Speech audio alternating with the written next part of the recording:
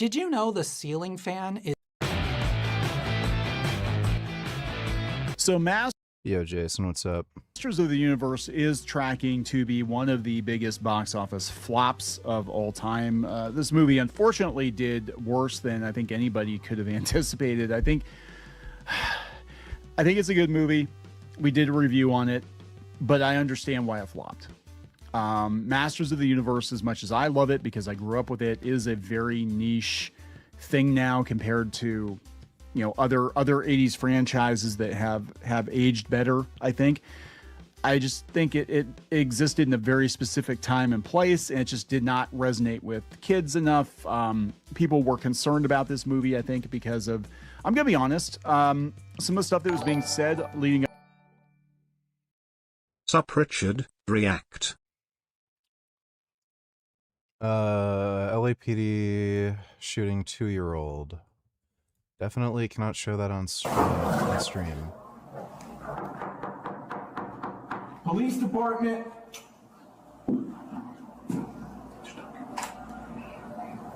Yeah. LAPD. It's LAPD. Hello. Hi. Oh, can you put your dog away? Put your dog away, please. Put your dog away. Put your dog away. Fuck.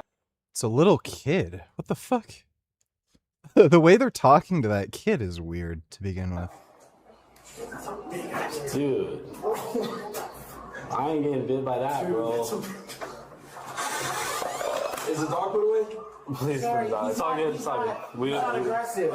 Oh no, okay, it's a lady. She just sounded like a kid. Weird. Put him in.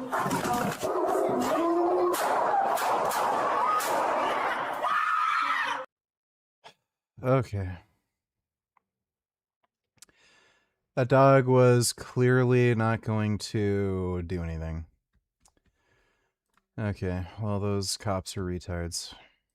Up to its release, the handshake between masculinity and femininity, the pronoun thing, even though it was a joke, probably wasn't the greatest thing to put in there. A lot of people have problems with the humor, some of the casting decisions. You know, there are a number of reasons, but that lady's also a fucking idiot, by the way.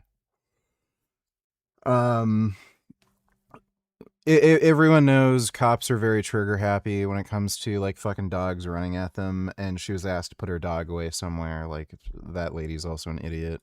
But really, I just think He-Man is not what it once was, right? And I think this is kind of proven time and time again. Every time they try to bring it back, they never stick the landing, even when it's really damn good. 2000 and X He-Man, the 2002-2003 series was absolutely incredible. It's probably my favorite incarnation of Masters, and it didn't make it through the second season, right? It got like a season and a half, and we never got to She-Ra, we never got to Hordak. We had a cameo from him, but we never actually had the full-on, you know. That actor who played He-Man is a massive fucking beta male dork. He did a video with Men's Health going over his training for He-Man. Oh my god, that guy trains like a pussy. Horde invasion, that would have been awesome. They were setting it up. And I think it's the same with this. I think they teased She-Ra. I don't know if we're going to get She-Ra. They're trying to say that they're going to do a sequel. I don't see how that's feasible. But what I really want to talk about is this article from Scott Mendelson. A really good takedown of the excuses, because for some reason, everybody seems to think that Jeff Bezos just in Amazon, like, there could be a situation where this does extraordinarily well on streaming. There's a lot of big box office bombs that did really well when they like came out on VHS. I know there's a few circumstances kind of like this where movies didn't do well in theaters, but they did well on streaming. So who knows? It's possible, but probably not. He-Man's sick. Like, I don't know what the fuck people's problems are. Like, it's a cool take on sword and sorcery. I guess it wouldn't be Bezos anymore. But yeah, the Amazon likes losing money, that they're okay with losing a couple $100 million on this movie. And they've lost at least 100 to 150 million on it. I think it's sitting at, let's see here, we go out to check the numbers. It's at only $50 million domestic, and worldwide it's only 89 million. And this movie cost almost $200 million. That's crazy. So it's definitely a flop. I mean, it's a huge disaster. So much worse, I think, than a lot of people would have expected it to be. I thought it would do better than that. I really thought, I mean, I didn't think it was going to do gangbusters, but I thought it was going to do better than that. But they're trying to make excuses for it now. They're trying to say, oh, we meant to do that. It's for streaming. It's for whatever. I'm like, nobody sets out to lose hundreds of millions of dollars. I mean, what is it, springtime for It's not out on streaming yet. So again, something happened to Levan Saginashvili. Unfortunately, Levan Saginashvili is looking not good. He was injured and Levan now needs more time to recover. We'll want to see him again. Unfortunately, Levan is looking smaller and he's looking not as big as he was before. 2 years ago he was massive, he was very strong, very dangerous. He completely destroyed Devon Law. yeah, he had a really fucked up like bicep tear or something. But now Levan is not the same. Yeah, most people shouldn't own any pets. Like, most people are literally retarded, so... Like, most people shouldn't have kids either. Like, if you can't take care of a dog, sure as fuck can't take care of a kid. Levan is looking smaller, and we all want to see him healthy. Levan wants to compete, but unfortunately he's looking not good. Devon said that he is now much stronger, he's ready to face Levan. Devon said that this match is coming, and on that day, Devon said he will be in his best shape. Take a look, guys. I know this match is coming. I know I'm gonna have to fight in front of my hometown against the strongest arm wrestlers ever lived in like a year. I already know it, you know? Yeah. I'm setting my whole life. I just finished a fast. I'm drinking celery juice just so that on that day, I can once again say that this is my best version ever, you know? Levan Saginashvili wants to be 100% ready to face Devon Larratt in the rematch. Every fan is looking forward to see him again. Unfortunately, Levan was injured, but Levan hopes that he will recover very soon and we will see finally rematch Devon Larratt versus Levan Saginashvili. Devon believes that now he is the only one man who can finally defeat Levan. He beats Vitaly Lalet and he completely destroyed Vitaly, so Devon said that he changed a lot and he's not improved a lot to beat Levan. Take a look, guys. Against Levan, what are you changing in training? Many things, buddy. Many things, Camps man. Many things will change. It's refining, it's time allotment, it's the organization of my life. Sengoku Noni Tellers, have you read any light novels or non-manga books? Not really. Like, you know, I've read some of the classics, like, you know, like normal people books. To Kill a Mockingbird, Brave New World, you know, like stuff like that. Haven't read any light novels. I'm kind of interested in reading, Vampire Hunter D. Those novels seem interesting. Strong woman protagonist, and this is the anime and manga for you. And this anime and manga... The anime Claymore sucks. Do not recommend it. Just ridiculously boring. This is pointless to watch. Don't even bother. I don't know if the manga's any better, but the anime is just completely pointless to watch. Manga is called Claymore, and Claymore takes place in a world where shape-shifting monsters called Yoma prey on human flesh. And in order to compete against the Yoma, humans would take Yoma flesh and implant it in the human body. That would create a Claymore. And a Claymore is just a half-human, half-Yoma monster hybrid. Claymores wielded incredible power, but if they pushed themselves too hard, they would end up turning into a monster otherwise known as an awakened being. Over time, they would see Claymore men eventually lose control and become emotionally unstable, forcing them to only exclusively use women. The story Yeah, if this was real life, the opposite would be true. Follows our main character Claire, who has her family brutally murdered but then is saved by a Claymore named Teresa. Teresa adopts Claire but then is brutally murdered by an awakened warrior named Priscilla, shattering Claire's world once again. And as a result, Claire has Teresa's flesh implanted into her to become a Claymore, vowing to take revenge for all that she has lost. And this makes Claire... This guy's annoying. Yeah, it's Claymore sucks. Thanks for the donation, this Goku. You know, it's structure, a lot of things changing. I'll get into it as that starts to become closer, but it's interesting to have a... Who cares? Hollywood is absolute garbage now. Yeah, it is. Thanks for the donation, Dodo. very long vision towards a goal like this. And the thing is look at, like, yes, I've lost Levon twice convincingly. And every time afterwards, I'm like, yeah, I don't need to do that again. And then what happens? You know, I beat people and I'm in the number 2 spot, and, you know, yeah, it seems to repeat itself over and over. So hopefully I'm getting better. Holy shit, nigga, Vegan Gains has gone insane.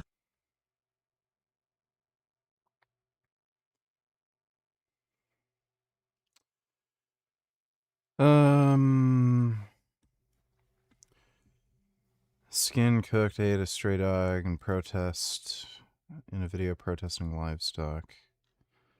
It's definitely not me.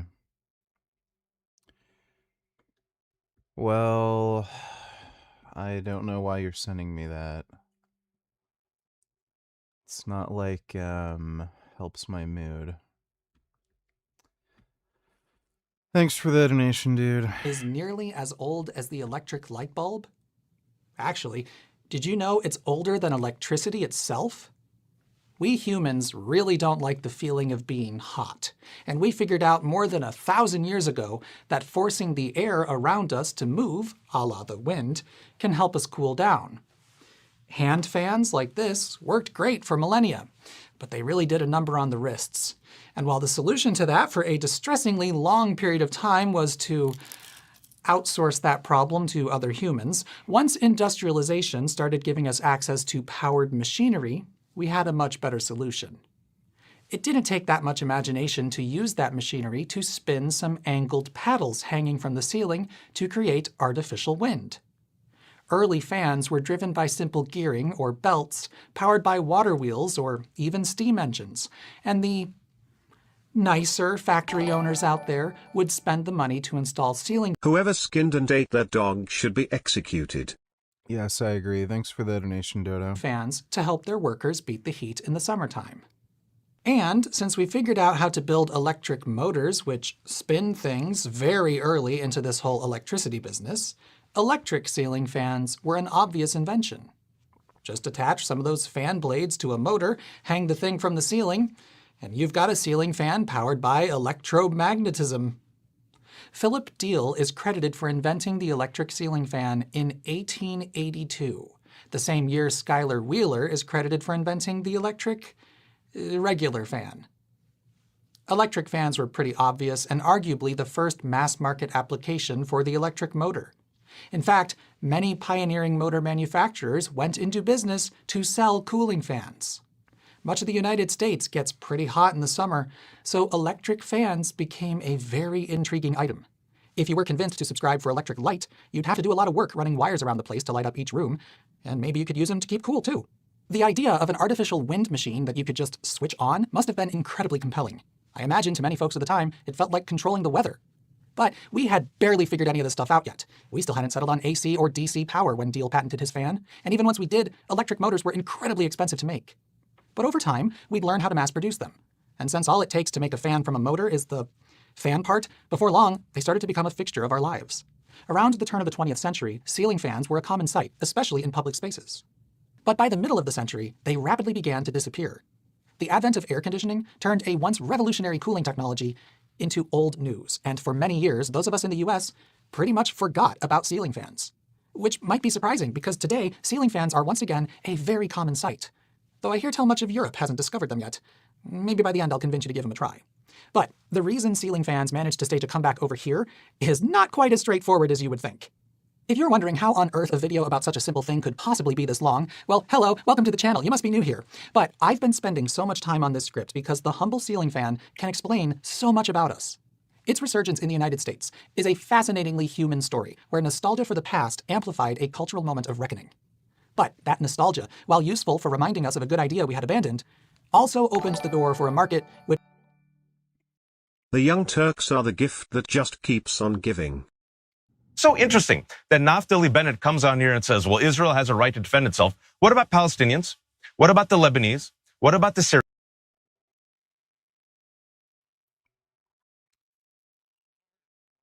These people are just so fucking cracked. What a faggot. What about Iranians? Because last time I checked, the United States and Israel were the ones who unilaterally started this war, assassinated Khamenei. And furthermore, 4,000. IRGC. You don't speak for us, Iranians. Wonderful. Listen, let me just finish. We're so grateful. I know. Yes. Regime is being attacked. Sure. I'm sure you are grateful. Do not conflate. I'm sure you are grateful. Displaced. Over 40,000 have been killed by the Islamic regime in January. Where were you then? Where were you then? Like, yeah, I was against the regime. So that he's simultaneously against the regime, but defending the actions of the regime. Like, by the way, how is any of Iran's attacks defensive? Are they defensively funding Hamas and like helping them perpetrate October 7th? Are they defensively funding Hezbollah to shoot rockets into Israel? Like, are they defensively the biggest, state sponsor of terrorism? That's Goldie Gamari pretending to be Iranian. She obviously loves Israel, loves that they're bombing and killing Iranians as we speak, and pretends to speak on behalf of Iranians. But she is. Yeah, because she's literally the only Iranian who supports Trump's attacks against the IRGC.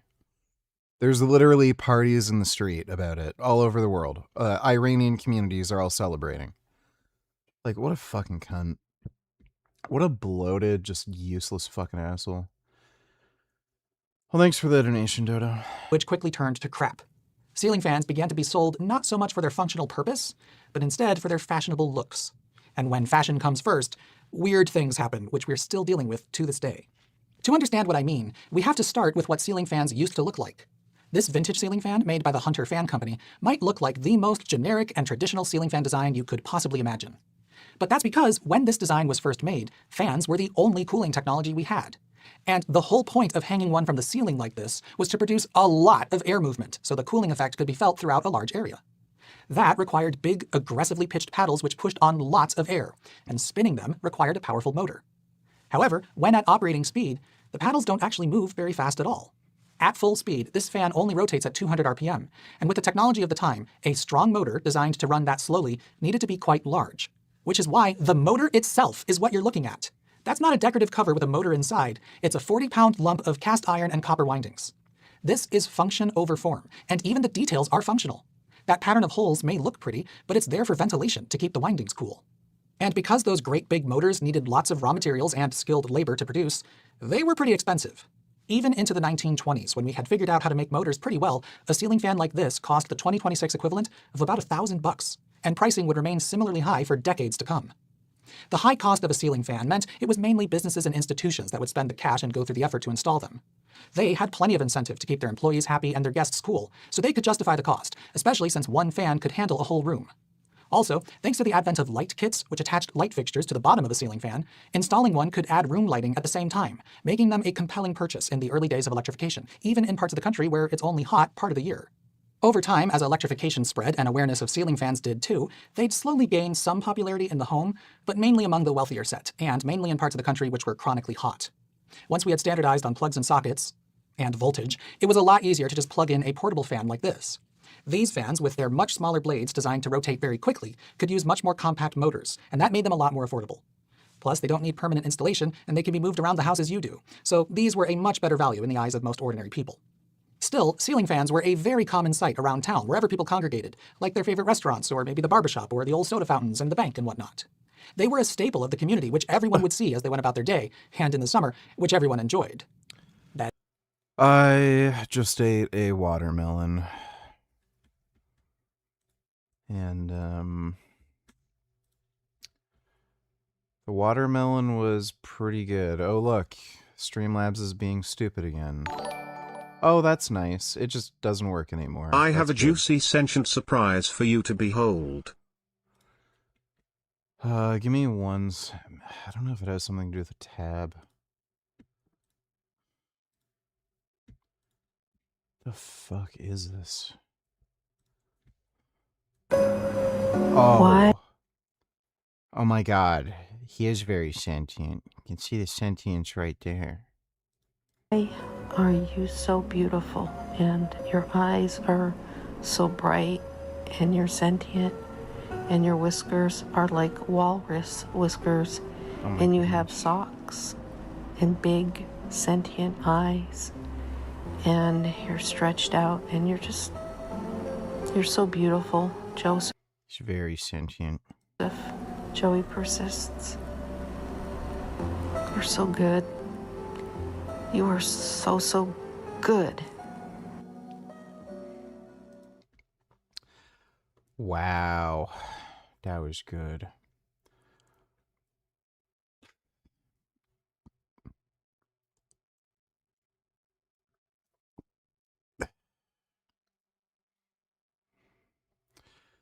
Thanks for the donation, Ethan, though. Dodo donated $2. Let me see. Basically, it's this app here. It's called Clownfish. And basically what it is, there's also a lot of other... When it loads, after you click on the setup, you're gonna get... At this point, the young turds shouldn't even be allowed to be a news outlet. They should just be flipping burgers at some fast food restaurant. Yes, I agree. Thanks for the donation, Dodo. Yeah, I remember back in the day when YouTube had a fuck ton of these retarded videos. They'd always put that super annoying music on, too. Find it funny how Brian Tyler Cohen is criticizing Trump for this angle. Yeah. You said in the press conference, you said you don't mind Iran having ballistic missiles. Can you elaborate on that? I want to make sure we understand your position. No, I'm saying that if other countries have them, it's a little bit unfair for them not to have some. A ballistic. Well, aren't these the same people who are arguing Iran should be allowed to have nukes? So shouldn't they be like, oh, finally, Trump's coming to his senses? Oh.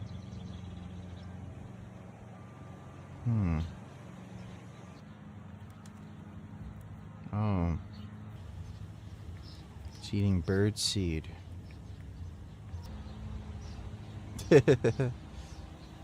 Wow. Oh my goodness. Oh my goodness. Those are very pretty kitties.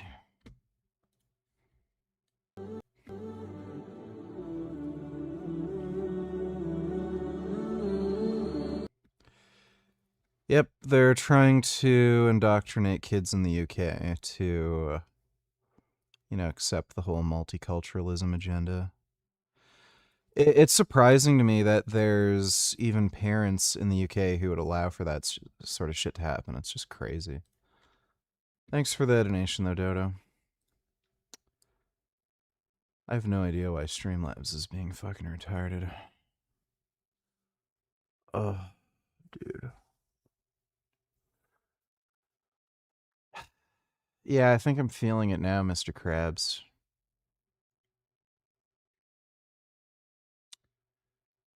I'm definitely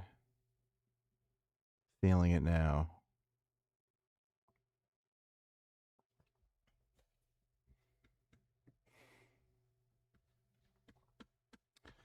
Congratulations, you're banned. See you later. That is, of course, until my hero, Willis Carrier, invented air conditioning. Fans can't actually lower the temperature in a room, but air conditioning can. And air conditioning could also lower ambient humidity too, providing a whole new kind of comfort. Air conditioning was this marvelous new invention getting installed in movie theaters to boost ticket sales, and before long, everywhere else a blast of Arctic air could draw in some customers. As you may imagine, this caused demand for new ceiling fans to rapidly dry up. The public spaces they were most likely to be seen were also the first to install air conditioning. And before too long, air conditioning systems became affordable enough for average folks to buy one. Now, air conditioning was extremely energy intensive compared to ceiling fans, but during the post-war boom where we were building power plants left and right and we barely had to work to get coal and oil out of the ground, we weren't thinking very much about that. We were thinking about the tremendous work needed to upgrade the power grid such that all those new suburban homes could have an energy-hungry air conditioner of their own, and later central air conditioners which cooled the whole house. But you know what? We did that work because we're humans who know how to do very hard things like run wires and upgrade power grids when we want to. If only we could remember that. Anyway, the point is, air conditioning was expensive and very difficult to deploy, but energy was cheap, and it was a sign of progress which was extremely desirable to a wealthy, growing nation. Meanwhile, ceiling fans were literally old technology. So as air conditioning became widespread, ceiling fans started to disappear from our lives. By the 1960s, there were few companies bothering to make them in the US. Robbins and Myers, the iron foundry turned motor manufacturer who made this desk fan and had acquired Hunter in 1949, kept the Hunter ceiling fan line in production as there was still reasonable demand for ceiling fans in outdoor spaces. But for indoor spaces, ceiling fans became quite esoteric and the mark of a cheapskate. Dodo, donate $2. Coach Trevor came up with a nickname for me, Bobo, just after I asked him, do I smell? And so I was like, wait, how do you spell Bobo? Like B-E-A-U maybe? He said B-O-B-O. Literally B-O as in body odor. Body odor. Did you Bobo. mean that? Yeah. Bobo. B-O-B-O. Bobo. Bobo. Bobo. Coach Trevor. There are certain days.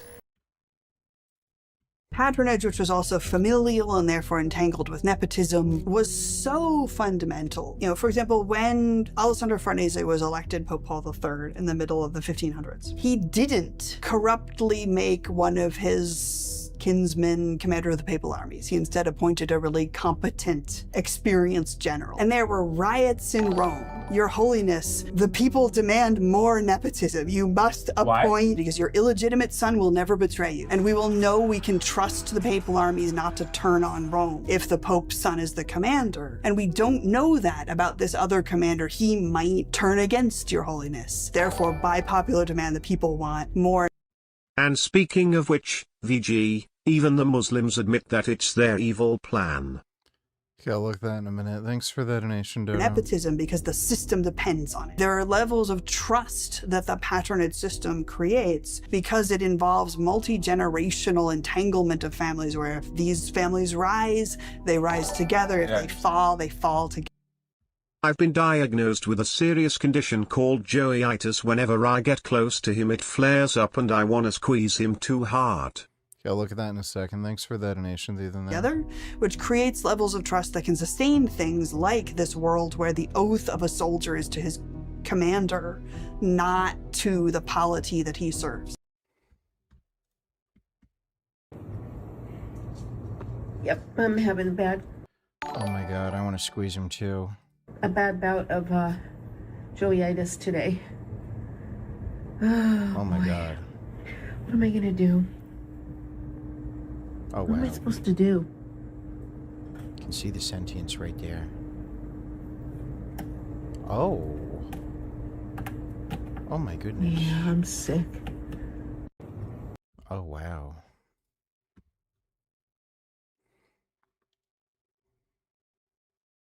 Watch first 2 minutes of this dementia rambling, and they said Joe Biden was bad. Hi, I'm Lindsay Reiser. We want to take you now to Joint Base Andrews, where President Trump is unveiling the jet that will serve as the new Air Force One. Would land and they'd be standing next to one of the new 747s. And the biggest difference is the difference in size. It's like virtually double the size. And it, actually on a runway, it looks even more so. And I said to myself, you know, these countries, they have a lot of respect for us, a lot. And yet they have a plane that's much better and much newer. It's a little ridiculous out there. And we have our signal and we have our beautiful American flag, and we put the wave in it, as you know. We've always gone with this straight little noodle, and I never loved that. Now we have a wavy, beautiful flag. We're waving it proudly because our country is doing so well. Our country is doing so well. Those ships are flowing out of the Hormuz Strait like nobody's ever seen before, actually. There were a lot of them, about 700 of them, and they're pouring out. The oil is all over the place. You're going to see oil drop so low. I hope the companies are happy about it. But we have a lot of victories. We had a great victory in Venezuela, where we're now doing really well with the government. The big companies are all in there, the oil companies, they're building rigs, and we've paid for that war many, many times over. We're running it, and again, we have a fantastic relationship with the people of Venezuela. Venezuela has become a happy country because they have never made the money that they're making now. We take some, and they take some, but I just want to thank the general for the job. Raisin Cane, I liked his name right away. I had him. Raisin Cane, and he raises cane, and he's very quiet about it, but he knows how to win. I knew that a long time ago. I said, if I ever get back here, I know the guy I'm going to put in charge of the Joint Chiefs of Staff, and I got my man. So thank you, General. Great job. We're proud of you. And all of the people. I mean, we have the greatest military anywhere in the world. That just sounded unhinged. 21st, when I tell her to watch these N-words. They just said, the lady told the girl, don't walk close to you. You stink.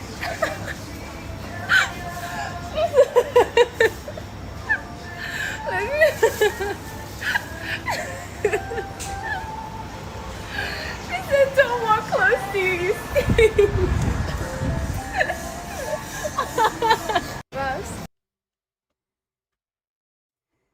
What's going on here? Lunchtime. Michelle, China, lunchtime. Lunchtime. So Walk we us have through, what you got? corn, a sweet potato bread bao, Yeah. vegan. Vegan. This is also vegan, has a bit of oil, but this is what I'm using my little oil for today. It's rice, obviously, and it's steamed. For breakfast, I had durian, coconut water, sugar cane water, and that was for today. Yeah. And then now it's 2 o'clock, a bit late, because it's been raining. Corn o'clock. Corn o'clock. Yeah, been filming some corn, eating some corn. So, yeah, good work. Yeah.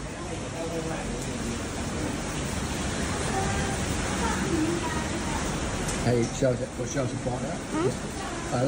Little cat bite. Mm. Very sweet. Yeah. Yeah, yellow corn. Just a bite. It's really cute. Like, it's not very long. It's like short, and but like that. Right? Good. Good one. What's going on here? They're so weird.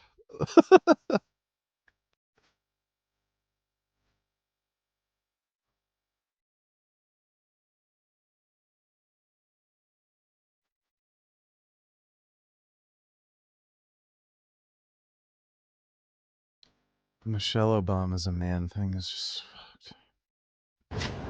69 kilos, 6 foot tall.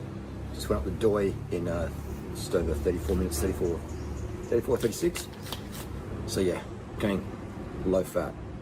The less fat you eat, the more fat your body can actually burn. Okay, I eat a very, very small bit of protein every day. Very, very small bit of fat every day. Very, very lean and has unlimited carbohydrate.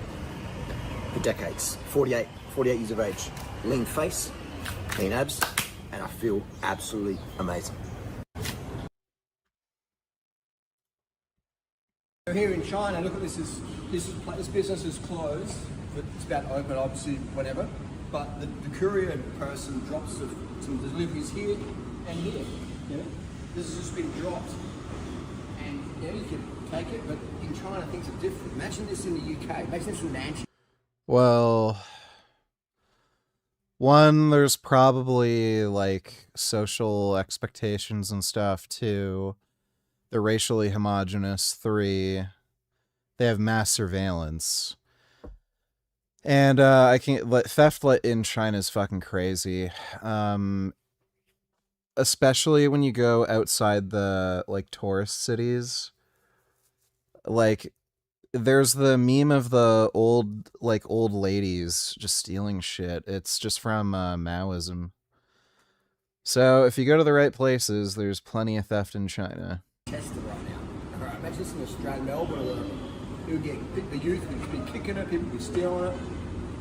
Like, so China's got a great system here. Yeah, they're onto it. Cameras everywhere. Police will beat you up. They don't muck around here. So You probably don't want those things. it's a good system. There's repercussions. FAFO. What do you think of Anonymous for the Cube of Truth, the flowchart and approach in general? Do you think it's effective approach? Love your videos. Also you should check out Outrage videos of AV. It's a good system. You know I'm really getting tired of all these conspiracy theories, VG, like Michelle Obama being a guy. Yeah, me too. Thanks for the donation, Dodo. Yeah, I've been to Cubes of Truth. They're good. There's a lot of good interactions and stuff. It's a pretty good form of activism. Check out Outrage videos of AV. I'm not gonna bother. Don't really fucking care. But thanks for the donation, dude. It feels as though Islam is taking over the West. Would you agree? I think we've already seen this. Yeah, they are. Inshallah, soon. Inshallah, soon, inshallah, soon. Yeah. All Yeah. world will become Yeah. Muslim. Yeah. Yes.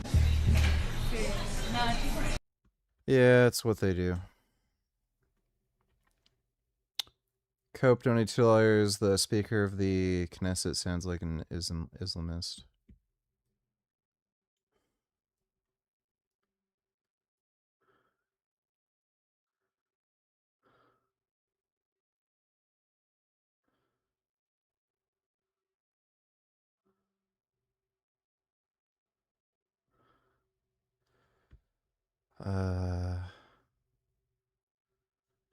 I don't know if...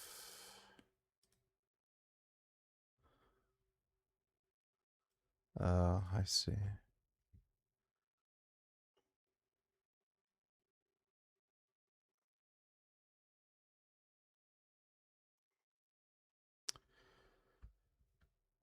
Great. Thanks for the donation, dude. Sego, donate $2. Watch this. People just troll him and call him gay. Pulls me over for I was out. I wasn't braking. I stopped at a stop sign. I was like, why this dickhead pull me over? What's the fucking chance? The one time in my life I drive an unregistered car, there's 3 cops pulling me over. And the fine was so high. I had the cops' number in my phone because I knew them because they're the local town. So I had the cops' number in my phone and I left them a voicemail. I was like, did you accidentally add a 0 to this fine? Because it was a $3,000 fine for driving an unregistered vehicle, which to me seemed absurd. $3,000 fine for driving that Toyota to fix my flat tire. So I got a flat tire. I was driving the car because it was an emergency. Lesson fucking learned. Never do that again. Better than impounded plus jail. I don't think you can get arrested for that. I would have rather had them fucking tow the car. What the fuck? It would have been cheaper to tow the car and impound it. What do you mean, fucking $3,000 fine? Israel needs to get rid of the insane far-right people in their government who are calling to murder all Lebanese, Gazans and Iranians. They have no sympathy for civilians and it just gives far-left people ammunition. The brake light wasn't That's even nice. out. Thanks for the donation. So we just got a $3,000 But I'm not fine. I'm gonna file a lawsuit against the local police department because they're not prosecuting my Shopify issue, and them doing this on top of it is just trying to rub it in my face. So like the Shopify chargebacks and the harassment against my business is criminal theft. And like last year, I submitted a report to. So basically, he's making every one of his TikTok videos just in live stream form. Okay. Oh, Frank's retarded. Let me drive an unregistered vehicle. What could possibly go wrong?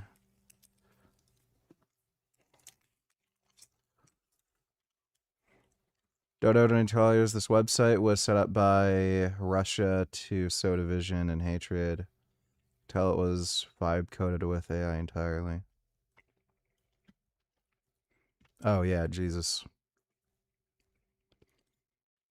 That is bad.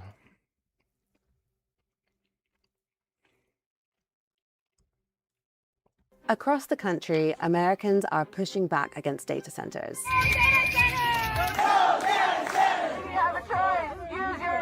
And in some places, the resistance is working. They canceled it! People are mobilizing on a hyper-local level, packing out town hall meetings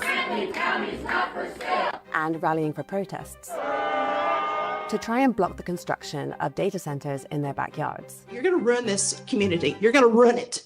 New research from the Data Watch Center, an AI safety firm, has found that local opposition has resulted in 75 data center developments being blocked or delayed in 2026. That's compared to 48 projects blocked in all of 2025. One of the most interesting factors of this movement, so that it cuts across parties, it cuts across kinds of communities, and that's maybe one of their strengths. Recent polling found that 7 out of 10 Americans now oppose local construction of data centers. Yet there are currently around 700 data centers operating in the US, and an additional 1,000 are in the planning stages. Developers want to make them bigger and more powerful than before to support the growing demand of AI.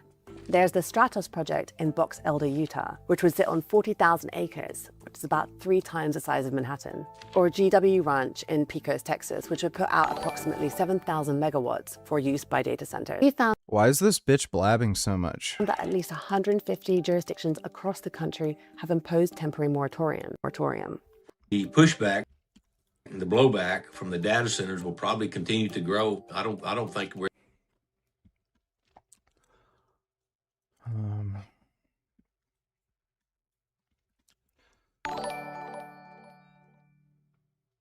You should see Dark Sova's response to that statement. It wasn't positive.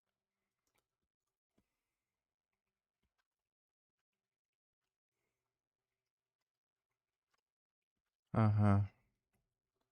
He does that. This is Trump donor and Mar-a-Lago neighbor John Cafaro, who got the no-bid contract to install water purification system.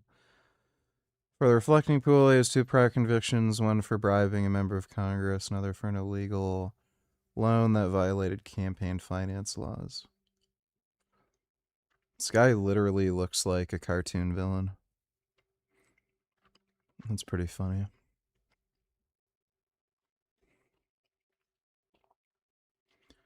See, Dodo donated $2. And she hated the Ukraine with all of her heart.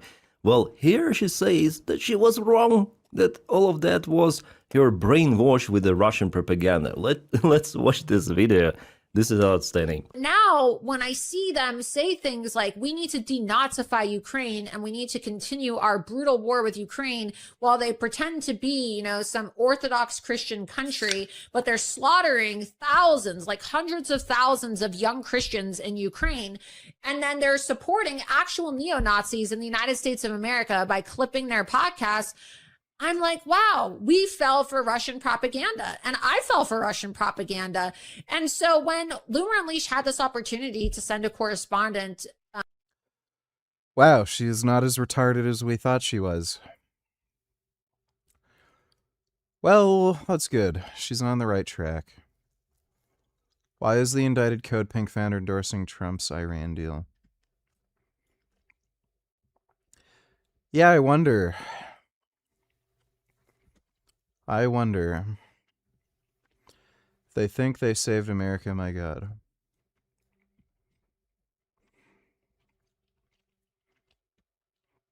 No, I wouldn't say that. Thanks for the donation, Dodo.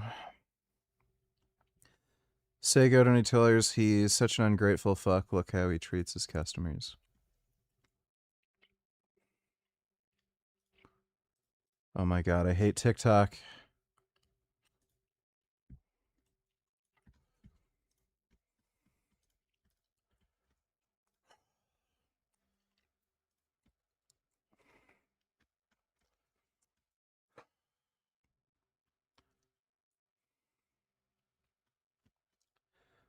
That is so fucking annoying. How do you... Where's the volume slider?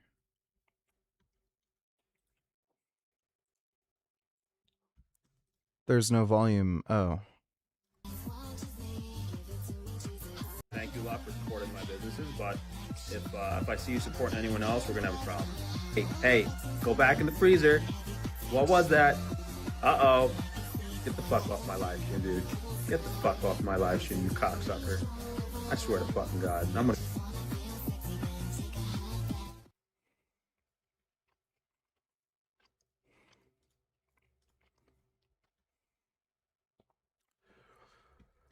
Yeah, these people are retarded. Thanks for the donation, Sego. Really is personified here in China. And so you have stuff like this. Yeah, and so businesses can really focus on, giving customer service and making money instead of dealing with theft and douchebaggery and stuff like that. You can just... If you read the Cody Pink article, she was quoting Democratic politicians who are against this deal, including progressive Ed Markey, and saying that he is wrong because the alternative is just more war, so we should be okay with giving Iran $300 billion. Yeah, that sounds like something they'd support. I hope they all get arrested. Let's just hope that worthless old hag who runs Codpink just dies soon. Yeah, or rots in jail. I hope they end up in jail. Thanks for the donation, Dodo. You have to stress about your stuff being on the doorstep because it's got to be there. Right? There ain't no doorstep pirates, what they call them in the US. So China's got good things. You know it's bad when Cody Pink is supporting Trump's deal and arguing against progressive congressional Democrats like Ed Markey. Yeah, you really do. Thanks for the donation, Dodo. So if you want to be the hobo maxing here, alright? Hobo maxing, China's a great place to be. Fantastic place. Is it the police beating up or is it the civilians? And civilians, yeah, there's like, what's it called? Community justice or whatever. So community people are able to jump in and so if a feed comes through here, starts being a douchebag, the locals will jump in and pound you. So so there's that local discipline. So it's a fantastic system here. But in Manchester or whatever, the youth run the system. You know what I mean? In Melbourne, Australia, the machete gang. That don't happen here in China, man. That don't happen here in China. You pull out a machete here in China and try and do some gang stuff here, mate, the cops will just beat you on the spot, and the law will back the police. In Australia, there's a cop recently sued for kneeing a teenage home invader, right? And the teenager's got to pay out for that. It's like bullshit. So Australia's broken, and it's crazy. So the more Chinese that come to Australia, the better for overall safety, for sure. And hopefully they bring their vegan stuff here, because the biggest vegan restaurants in the world are here in China. So it's a land of contrasts. A land of contrasts. Look at this chair, happy chair. Okay. Happy chair. These beans, which... I am more high than I thought I'd be. I'm pretty high. Most Americans have never seen are a better protein source for weight loss, satiety, and general health than chicken. I know the gym guys are going nuts right now, so just... And for a lot of people, this is very true. Protein is not... And I want to show you why exactly. This is a lupini bean. And by the end of this video, if you haven't heard of this, you're going to be annoyed that it took you so long. I tried cooking these once, and they're extremely tough. I don't know if you have UVG, why do so many SJWs defend a shithole communist country like China so much? Because they're commies. Thanks for the donation, Dodo. Now, let me be specific of what I mean by better. I'm not talking about raw protein grams. Chicken breast wins that comparison. What I'm talking about is something more practical, especially when it comes to weight loss and maintaining a healthy weight. Protein per calorie, satiety, blood sugar. Lupini beans, also called lupins or turmus, I believe, in the Middle East. These are seeds from the lupinus plant. They are in the legume family, same as chickpeas, lentils, edamame. They've been eaten in the Mediterranean and South American cultures for thousands of years. In Italy and Portugal, they're likely street food. You can just grab them out of the jar while you're watching a game. Very common. But in America, they're almost unheard of, which is genuinely wild to me because these things do... I see them in the grocery store. They have a really good macro breakdown and everything. I just remember them being really hard to cook. They're not like chickpeas. You really need to cook them, even when they're canned. Dodo donated $2. Strong open source models are coming out of China, and you have US companies building on them for free. Is that a threat?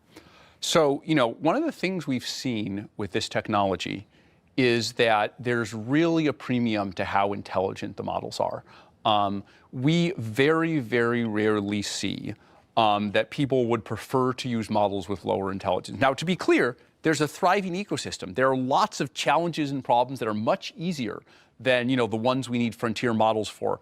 I think this is something that people who are used to building products in the previous era don't quite understand, right? As someone who's come in, who, hadn't run a company before, who's has never thought about the previous product era, particularly detests the social media era, I feel like an outsider to that world.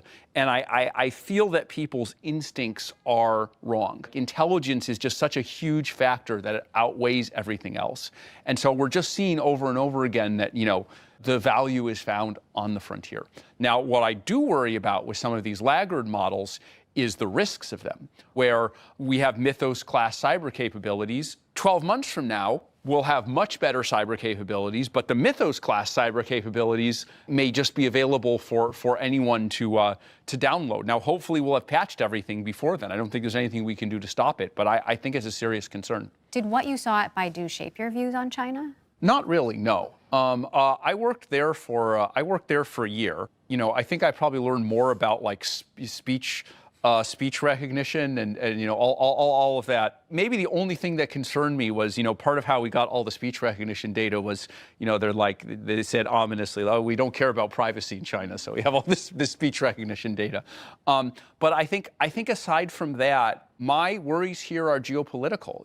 I think the things that most worried me about what happened in China are, what we saw happen to the Uyghurs, what we saw with suppression of criticism, even in the U.S., with what happened with Hong Kong, right? The fact that CCP could reach into the U.S. business network and suppress criticism, that's an authoritarian state and a high-tech authoritarian state. And when I see how that combines with AI, you really get a dystopia here, like 1984 or worse. And my focus is on trying to prevent that. And I think we have an opportunity to prevent that. I think we have an opportunity for AI to be a pro-democracy technology, that kind of makes people freer, that delivers on the promise of equal justice for all, or it could go the other way. And which way it goes, it depends on the actions of the AI companies, it depends on the actions of the government, it depends on the actions of all of us. And so I see us as having a responsibility here. Yeah, sounds like a pretty smart guy. Can you debunk this? How Israel kills journalists. Oh my fucking god. I don't want to watch this horse shit, dude. Well, definitely not watching any more Fern videos. So, they're just anti-Semite retards. Like, by the way, as if it's even politically poignant, how Israel kills journalists. How about the fucking Hamas terror attack? Like we're gonna make an ally, a liberal democracy, out to be the bad guys, and they're living right next door to fucking terrorists that mass murdered them. It's just, even if it were true, just the intense amount of focus on that. What's worse, right? What deserves more attention? So you can just tell from every angle it's just all anti-Semitism, but oh my fucking god, dude. Oopsies happen. It's all anybody really needs to know. Give me a fucking break. There was actually a vice journalist who was in Afghanistan. He got pretty close to getting killed due to friendly fire. An Apache Hellfire missile couldn't find where they were. Or sorry, an Apache pilot couldn't understand their coordinates, and he fired a Hellfire missile really close to them. In focus this evening, the glitch that could short-circuit cyberspace. On New Year's Day, 2000, is it possible that we're in for an international disaster because so many of the world's computers will be utterly confused by what date it is? At the wake-up call. Zero means the year 1900. Back to the future. Programmers only use 2 digits for 2 reasons. One, they didn't have a lot of memory space for their programs, and secondly, they never imagined their software would last as long as it did.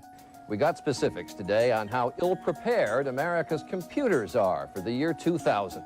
Today, a Senate panel reported that up to 40% of the country could be hit by power failures on New Year's 2000. Have to find and replace every bolt in For us as anything. You're a programmer. Yeah, I remember the Y2K bug. That was funny. There was so much shit on Y2K when I was a kid. It was just crazy.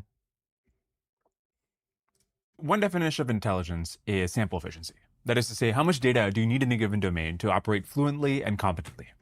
And it's actually not clear that we've made that much progress in training sample efficiency over the last few years.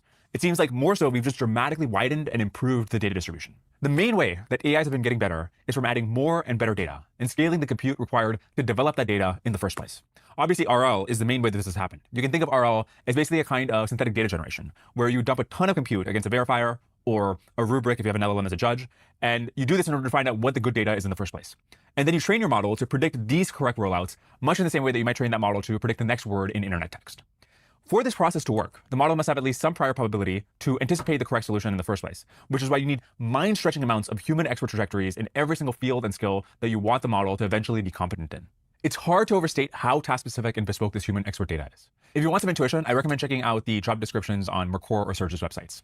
There are listings for word specialists who will convert legacy documents into polished word files, and legal experts who will write realistic Well, M&A Fern's diligences or main securities claim was that the war against Hamas has killed more journalists than any other war in history, including World War II or the Vietnam War, and if you look it up you do find that. So what do you say to that?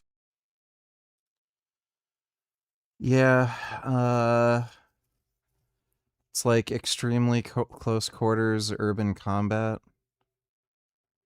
So,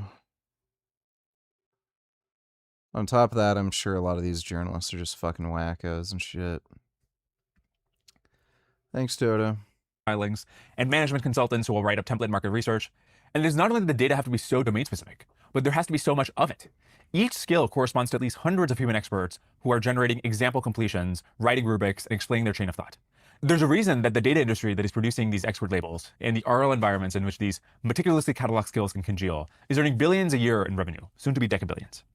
Now imagine if it took a couple decades worth of courses with hundreds of concurrent professors and millions of practice tasks for you to learn how to polish a word file. Even the task count difference here understates the gap because the models have to grind their far more numerous tasks, each far harder. Whereas a human student might practice a textbook problem once or twice. With GRPO, these models are generating hundreds to thousands of rollouts per task, and they need to solve the credit assignment problem. The correct way to think about these models is not like a human who has learned all these different skills that you see these models displaying. It's more like a Frankenstein's monster, which has been built out of a billion graphs of carefully constructed examples all sewn together. Epoch recently reported that open models lag state-of-the-art frontier models by 4 months. I think the reason it is relatively easy for open source and previous laggards to catch up to within months of the frontier is that data is the real driver of progress. And data can be easily distilled from public APIs, whereas hyperparameters and training tricks and architectural optimizations cannot. And if the latter were driving most of the progress, then catching up would be far harder than we are observing it to be. It is easy to forget how much data these models are trained on, and how much more it is than what we humans see in our lifetimes. We see these AIs as a galaxy glittering with capabilities. But at their center, invisible to the naked eye, holding all the constellations together, is an unimaginably massive black hole of data. Just a couple of points of comparison to help drive home how big this difference is. Here's one. If a person sees and hears on average, let's say generously, 2,000 Did you have anal words an hour, then between the time they're bored and the time they're an adult, they'll see about 200 million tokens. Now, by contrast, these frontier models are trained on somewhere between tens to hundreds of trillions of tokens. That is close to a million-fold difference. Here's another point of comparison. If you wanted to, you could learn to teleoperate any random humanoid or robot arm within hours. And if we could get AIs to learn just as fast, robotics would be a decatrillion-dollar industry, and you'd have an endless army of unitary G1s doing all kinds. And like, I care about a bunch of insane anti-Semitic journalists being killed. I say, good fucking riddance. Yeah, true. Thanks for the donation, Dodo. Of useful work in the world. But the reason we can't do this is that our AIs learn much less efficiently than we do.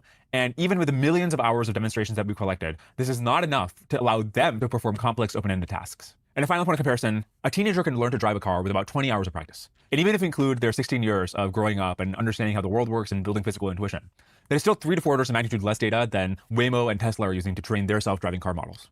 Now, I want to deal with a couple of common responses and objections that people have to these kinds of comparisons. One thing people will say, and I think Karpathy said this when he came on my podcast, is that for humans, many billions of years of evolution had to go into basically pre-training us. And so we're being unfair when we're comparing how little data we see within our lifetimes to what these cold-started LLMs, who are just starting off with a totally random initialization, have to learn from. I think this is not the right way to think about it. Our genome is only 3 gigabytes big, and only 1 to 2% of it is protein coding. And that is simply not enough space to store the parameters of this network that supposedly evolution has pre-trained. I think the closer analogy is more that evolution found the right hyperparameters and the right loss functions, and that within our lifetime, we are still from scratch building up the connectome in our brain. That is to say, the analogous thing to the weights and parameters of the neural net itself. And even if you granted this comparison and you said, yes, the hundreds of trillions of tokens that these models see to get pre-trained is similar to just catching up to evolution, that still doesn't explain why any new marginal capability that you want to give these models takes so much data. So once you have been educated, again, you don't need 100 different professors to teach you how to learn a new programming language. Play my donation or no money for you for the next stream and the rest of this one. Did you have sex with Pat? Probably not, but you won't say because she has a leash on you. She doesn't let you talk about personal details. This relationship won't last long. Yeah, I'm not answering any sexual questions about Pat. Thanks for the donation, dude. But these AIs, even once they're pre-trained, still require enormous amounts of data to learn the next marginal skill and the next marginal skill after that. Another objection to this kind of comparison is that we're not including multimodal data that we're seeing in our lifetimes. So we include all this sensor information that we see from birth to adulthood. That's probably tens to hundreds of billions of tokens of data. And my response to this objection is simply that blind and deaf people who have been cut off from all the sensor information still have general intelligence. And that suggests to me that all these billions of sensory tokens are not really the thing that is making humans smart.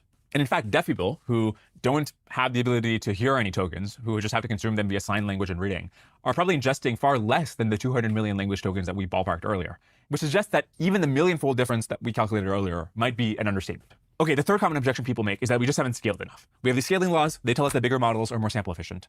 The human brain, we know, is about 100 trillion synapses. And we have frontier models that are currently around 5 trillion parameters. And so maybe we could just achieve human-level sample efficiency if we made these models 1 to 2 orders of magnitude bigger. The reason this objection is off mark is actually quite interesting.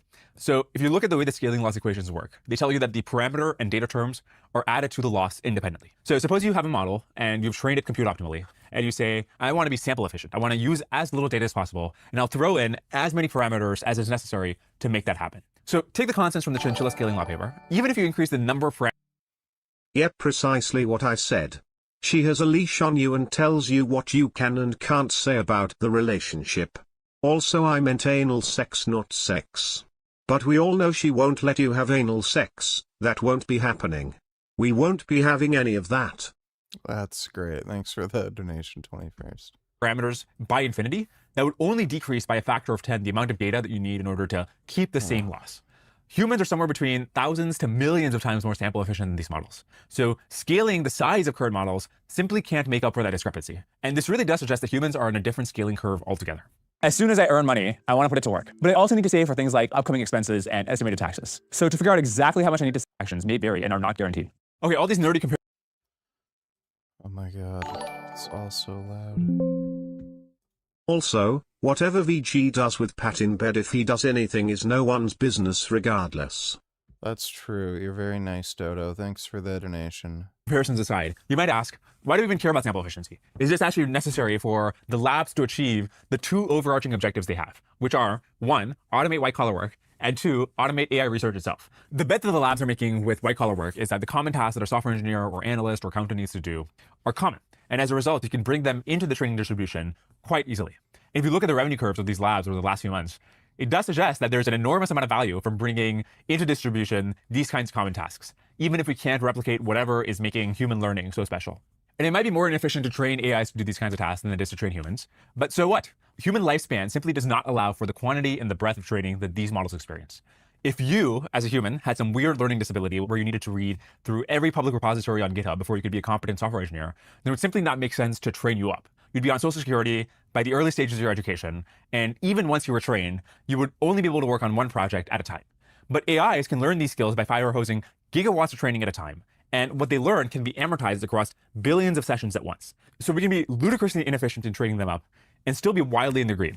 And then there's a question of, well, how much out-of-distribution thinking do white-collar employees need to do that you simply can't train for in advance? This is more a question about the nature of different jobs than it is a question about AI research. And it also depends on which job you're talking about. Some jobs are so mechanical and predictable that we were able to automate them long before the modern era of AI. For example, bank tellers or travel agents. But there are other jobs which require dealing on a daily basis with problems that are quite distant from the data distribution. I think software engineering is probably one such. This is the job that AIs are supposed to take first, but I would be willing to bet that there's overall more demand for human software engineers in 2027 than there is right now, largely due to the complementary input of AI. The lab's plans for this latter category of jobs is first to automate AI research and then have the automated AI researchers solve the sample efficiency problem. So then the question is, can AIs, which do not have human-level sample efficiency, nonetheless solve the remaining research problems that stand on the way of human-like intelligence and learning? This is a very complicated question, and I'll have to address it in a much longer future blog post. But just to tease it a bit, I think that the way that people currently think about an intelligence solution is very clumsy, because either people dismiss the possibility of AI speeding up AI progress altogether, or they assume that some kind of God pops out the other end. They don't reason carefully about what it looks like to have a period where AI progress is much faster than usual, but have that happen atop LLMs and the particular kinds of intelligences that LLMs are. But I'll save that for next time. In the meanwhile, if you want to read this blog post or all the other blog posts I write, or be alerted when I write a future blog post, go sign up for my... Yeah, that was cool.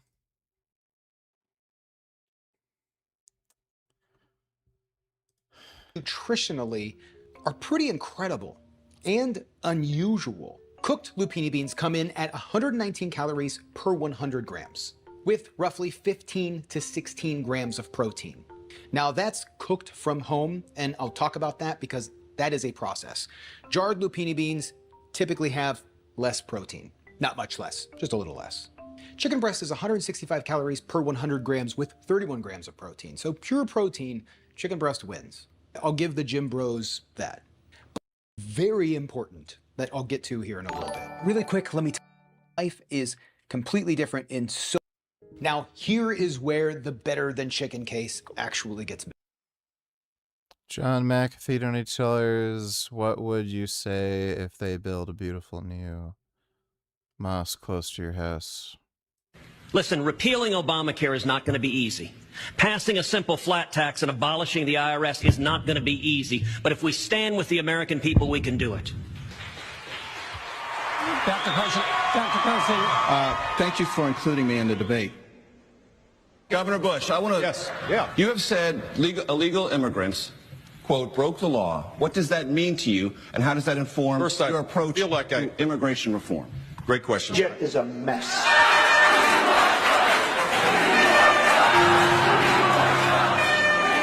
Jeb Bush is the weakest person on the stage by far. Jeb is a waste, and everybody knows it. He is so weak, it's laughable. Jeb is a mess. Jeb is a waste. Jeb is a mess. Jeb is a big fat mistake.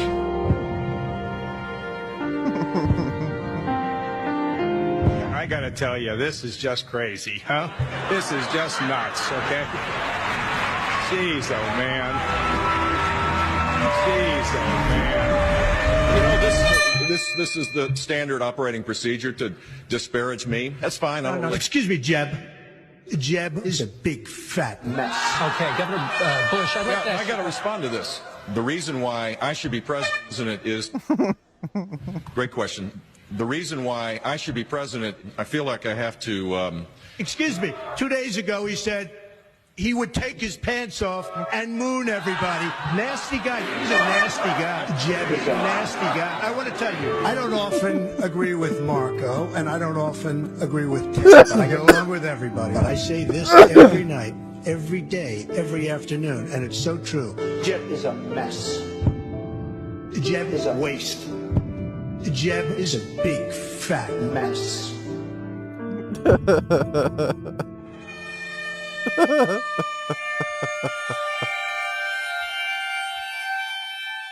Oh, that was so funny.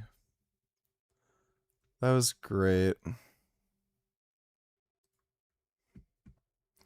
Listen, repealing... Yeah, so I'd probably say, no, don't build the mosque here.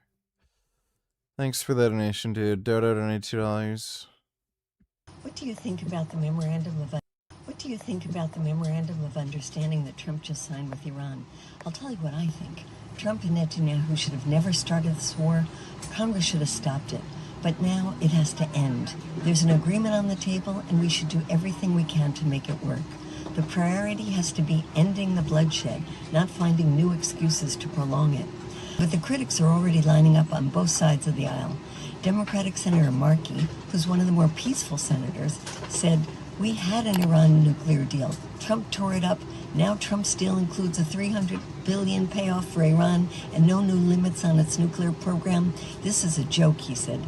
"Congress must review and reject the deal immediately." So he prefers more war? Senator Richard Blumenthal. Yeah, that's... Giving Iran $300 billion and letting them do whatever they want is better than war. Like, okay. She's working for Beijing.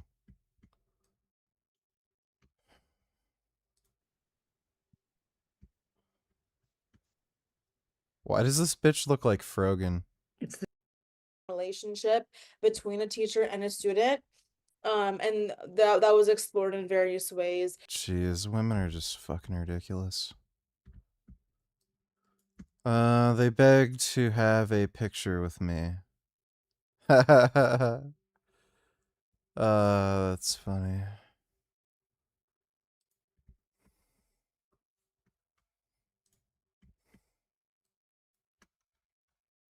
We have tremendous oil and gas, much more than we need. We're now totally independent of the Middle East, and yet we are there to help. We don't have to be there. We don't need their oil. We don't need anything they have. I'm going to get bad press. I know that. Now, if I did the opposite, if I went out and continued to bomb them for another 4, just bomb the hell out of them, I'd get bad press on that. No, there's nothing I can do. But what this does is it allows the ships to go. If we keep bombing, those ships won't be going. And you're talking about... Why are all these online,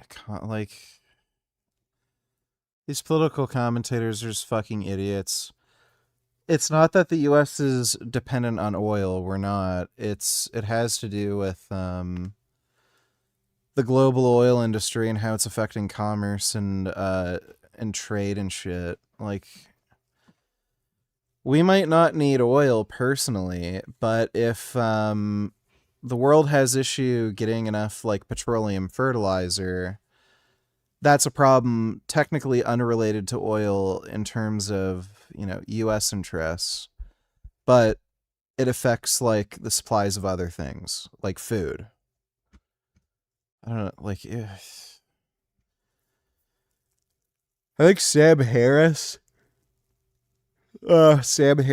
and Ryan Macbeth are the only political commentators I've seen so far that I have any amount of respect for. When I was losing weight, the number I cared most about was not protein. It was hunger, if you could put a number. I need to grab a snack or grab some more food. Food and nutrition research, where calories at their next meal compared to the meat-based group. 12% on autopilot. That is about grams. There is the protein that surprised me. A study in Frontiers and Physics. Eat lupini beans raw. You can't eat them improperly prepared. Dried lupini beans contain a bitter alkaloids which can cause toxicity if not removed. Traditional prep is a multi-day soaking and washing, essentially draining and replacing salted water twice a day for 5 to 7 days. There is actual medical literature on this, and it is worth taking seriously. The easy path and what I like to use, jarred lupini beans. They're already prepped, ready to eat. You can just eat them right out of the jar. You can cook them even longer if you want them more tender, but they're just ready to go. There's multiple brands, they're already safe to eat, and you can find them in a lot of places. Walmart is now carrying them. And there's actually a lot of really unique things with lupini. I haven't tried these yet, but I've been wanting to kind of dive into them a little bit more. These are lupini flakes, 12 grams of protein, 10 grams of fiber for 80 calories. That seems pretty incredible. You can substitute them for flour replacement. To be honest, they kind of have like a slight Parmesan cheese kind of taste to them, but that's just that changed the world. Brexit was one of those days. British people will have the final say in an in-out referendum. Watch out, here we go. One story dominating the news today, and it is Brexit. Man, Brexit. But what has been one of the most divisive votes. It was staggering. History unfolding before our very eyes. The population at large doesn't trust the establishment. The bastion of independence. Brexit changed the way that politics is done, not only in the UK, but beyond that too. People want to take their country back. Passions that are not unique to Britain. Vote out NHS. It was a Dodo, donate $2.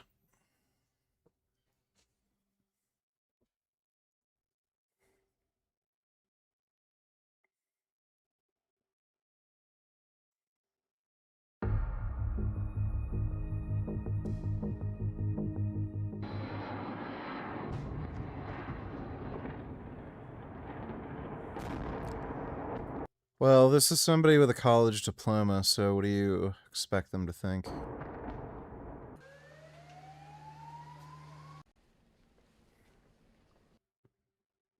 They're gonna indict Dr. Fauci.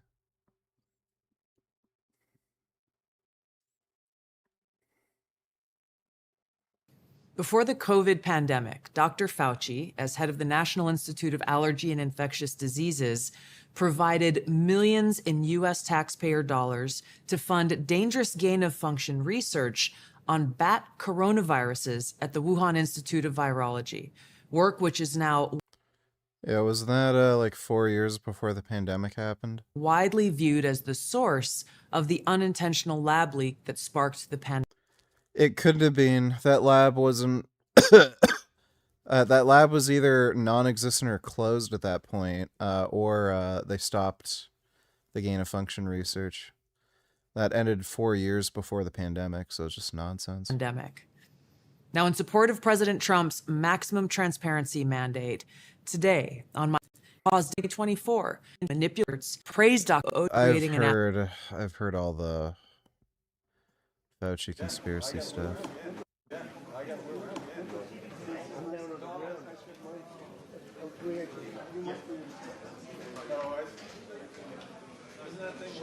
It's too late, they got it. Did you get it up? Oh, you moved the chair up? You can... How about the general's chair? He had it right. Yeah, it is. It's high. When you look at yourself in a picture, you say, what happened? What happened? I had the lowest chair in the whole room. You know what? He's worried about how tall he looks. It was the UN. Oh, is that it? I'm kidding. I'm kidding. Remember, that's funny. Oh, that's much better. That's so funny. Oh, that's much better. Thank you, Mark. I'll remember. I look better in pictures. Yeah, I got it. This guy is just nothing but memes. Thanks for the donation. I just found out there were like venue changes because I thought it was because like you know, people were showing a lot of interest, and there were numerous venue changes, and the last venue that we arrived at, they canceled last second. Julie also dropped out. Senator Julie Gonzalez's statement: "Today, I'm deciding to no longer participate in the rally with the Soundpiker at no fault of the event or." It's funny. This kind of disruption does not happen to right wingers, regardless of the amount of pushback they receive. Is this what? Organized multiple venues who canceled the 11th hour, and I have been told that it was a violation of the venue contracts. I appreciate Hassan Piker, Malak Quiroz, and Justin Pearson, and represent. No one was like, "Oh my God, Hassan's coming to Denver." I protest that. It's just phone calls. It's just shady backroom deals. That's good. He's getting kicked out of the party. That's what makes it even crazier, because it's not like there are a lot of people there. As a matter of fact, there are a lot of people who were excited to went through this process. We buried the hatchet situation now. From people who own this. Fucking hate Hassan. Thanks for the donation, Dodo. A real once-in-a-lifetime moment. But also sort of manifestly an act of economic self-harm. Thing is, not everyone and their dog arrived at the polling station with an economics textbook in hand, or paw.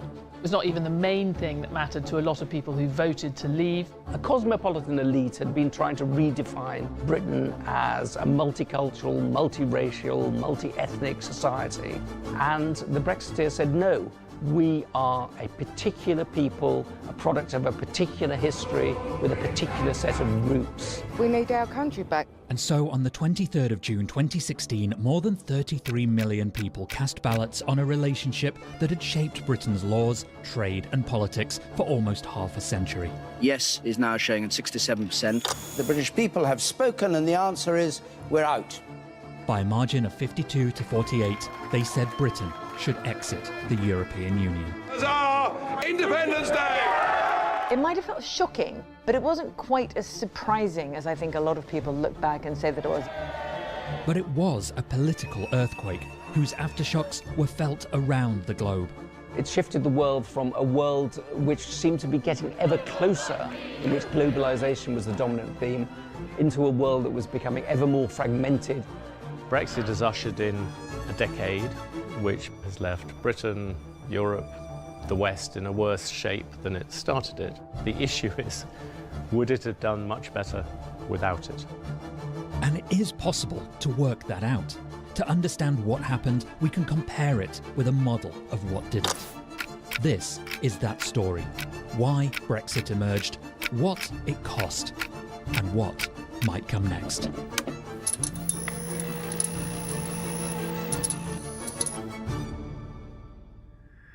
I remember the day when we voted on Brexit. I took my dogs for a walk to the local voting booth. The dogs, I think, were pro-Brexit. Dogs tend to be pro-Brexit. I was anti-Brexit. Do you want me to say that I voted leave? Because I did. The main thing I remember from the actual day is being woken up by my husband very early and him saying, you've got to go to work, because the result isn't quite what we expected. Phenomenal events taking place here. No one expected this result. Everyone is stunned. I'd written an essay called The 20% World, which pointed out that if the odds on Trump being elected, on Brexit, on Corbyn being elected, and Le Pen being elected in France, they were all around 20%. What was staggering was sort of 2 of them were going to happen in 1 year. Brexit was not just a British upset. It was an early warning light on the dashboard of globalization. When the results came in, there was shock. People were not expecting this. The markets weren't expecting this. The smart money thought that it was Remain. I was sat at my desk watching the pound plummet as the results rolled in. The pound has taken a thumping. Every single industry group's trading in the red. I realised that we were at the beginning of a very profound historical change. I do not think it would be right for me to try to be the captain that steers our country to its next destination. There were some in the European Union who looked at a result like that and thought, surely this is going to have to be rerun. It's such a narrow margin of victory. I quote, damn a bad day for Europe. The UK is no more part of the club. I regret that very much. People said that the money was smart. The money wasn't smart. Virtually every economic expert told the British people that this would be a very painful thing to do, and yet people still voted for that. Sir Billiam Squire Donatello's just bought a Continental Conti Sport Attack tire. I love new tires. What do you think about wearing motorcycle airbag system for weekend rides? Think they're worth the money? Question mark. Good. Hopefully Hassan will lose all his money as a result and won't be able to get a real job, ultimately starving him to death. After all, he's better off as vulture food besides. Yeah, that'd be good. Thanks for the donation, Dodo. I also love new tires. My favorite tires so far have just been Michelin's. And airbag systems do work. They especially help protect the spine. Just depends. Like, you know, everyone assumes their own risk. I'd say if safety is a big concern for you, it's certainly worth it. Thanks for the donation, though, Sir Billiam Squire. The campaigns in the run-up to the vote were unexpectedly aggressive. I really remember when the MP Jo Cox was murdered in her constituency. It felt symptomatic of the febrile state of UK politics. May we and the generations of members that follow us in this House honour Jo's memory.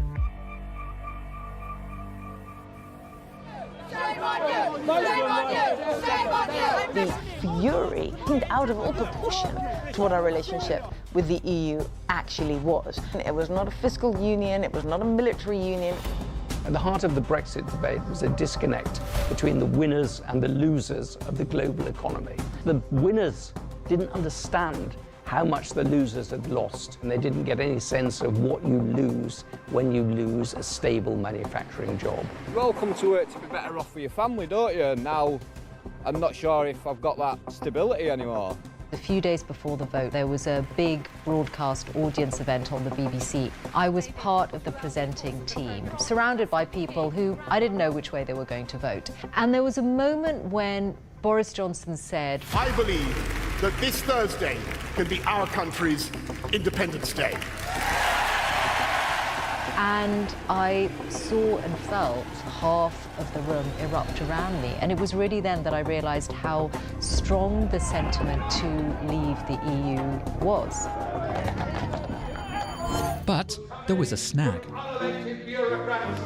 We voted to leave, but we didn't know what voting to leave meant. It was a sort of blind Brexit. People voted saying they didn't like the status quo of Europe. They wanted to go out, but they never got a vote on what the alternative was. The Leave groups were disparate, not connected, and in many cases looking for different things. One vision of the future was a sort of Little England vision. We'd retreat to a sort of Hobbit world. You had a group of people who thought this would be a chance to pump more money into the NHS, put up walls to immigrants, and so on and so on. The other view of Brexit was that we would be a global power. 10 years later, we can begin to assess what actually happened and compare it to what didn't. Don't worry, that'll make sense in a minute. The economy immediately after the Brexit vote was much more resilient than people expected. We were told that the housing market would collapse, that there would be apocalyptic consequences for the economy. But actually consumers, who are the biggest parts of the UK economy, continued to spend. You can argue about the economic effect relentlessly. Well, that is a relief since we're about to, but it's complicated. And the reason for that is that you've had a lot of economic shocks hit the UK since then. The pandemic, the energy crisis. Various government policies that have also been very bad for the economy, in particular our energy policy. It's impossible to say that having the most expensive energy in the developed world hasn't made a significant difference. So disentangling the Brexit effect from all those other effects is really, really difficult. But perhaps not impossible. And here's how. What we've done is bring together a sample of 23 OECD countries and pick out the economies most similar historically to the UK, and use those countries as a guide for how the UK might have been expected to perform. Had it remained in the EU, that is. And that's what you're seeing here. The red line being the UK's actual GDP, the white one what our model initially suggests it could have been. And what we see is a 10% hit to the economy. Which for the UK's... I mean, fighting over peanuts there. £3 trillion economy means £300 billion. So clearly that's pretty massive. But if you look beneath the hood, it shows that most of it is driven by the performance of the US and Irish economies. Now, the latter's GDP is heavily impacted by the activity of multinational companies, so there's a case for removing it. So if we exclude Ireland, we reduce the hit to 6%. And then there's the question about the US economy. It accounts for about 4 percentage points of the total gap. But a lot of that is nothing to do with Brexit. The US didn't experience an energy shock in 2022. It also benefited from significant fiscal stimulus and AI investment. And so if we adjust for all that too, we get down to a number between 2 and 4% of GDP, which we think is a reasonable estimate for the hit to the economy. This figure is far away from the initial 10% calculation, which we've shown to be too great. But even so, 2 to 4% is still a hit. No matter which way you cut it, it's quite hard to come up with a positive number for the impact of Brexit. It would be very foolish to say that leaving the EU had been an absolute negative, just as it would be very foolish to say that being a member of the EU had been an absolute positive. On all the things to do with AI, Britain has probably benefited a little bit by being outside the European Union, which most of the tech giants in America are slightly scared of. And of different days of the week, Britain's been quite good at getting on with Donald Trump. Financial services in particular have done pretty well in the years since we left the EU, much better than goods exports, for example. We're a massive destination for VC funding. A large number of the investment funds that are based in the EU are run out of London. We're a massive centre for derivative trading in the euro. But there's no denying it, Brexit did put us on a different trajectory. There were some real economic impacts and potentially some much larger political ones. The most surprising thing that happened is the degree of political chaos it has unleashed. This Parliament is a disgrace. The political infighting was extraordinary, cross-party and relentless. For goodness sake, Prime Minister, won't you just go? This government has no mandate for the vicious form of Brexit it is pursuing. You know, the economic impact, it almost seems like a sideshow relative to that. We've had, I think it's 5 prime ministers since Brexit. Cameron didn't try and deliver Brexit, he simply resigned. Theresa May tried to deliver it and resigned. Boris Johnson tried to deliver it and resigned. Liz Truss resigned, and Rishi Sunak was eventually defeated in the elections. What's interesting about Brexit is it redivided British politics along completely new lines. And it's ended up the two main parties, particularly really the Conservatives, being very wounded by it. The fragmentation is clear when you look at how people said they'd vote in 2016 and compare it to how they said they'd vote this year. The pie has become notably more colourful. Good news for charts designers, less so for members of Parliament. I feel like a pawn in a big game of chess. Uncover more at bloomberg.com/videos. I think there is a link between the divisions within and what we see now, an age of greater multi-party politics in the UK. Brexit still governs a lot of the kind of dividing lines in Britain. It has contributed to the stagnation that leads to popular discontent. Those who had previously been trusted to make decisions sitting in Westminster, they're learning to live with much reduced credibility and much reduced room for manoeuvre. Is time running out for you, Prime Minister? We lost our ability to focus on the really fundamental things that matter. How to improve our productivity, which is dismally low, and how to improve the quality of our government.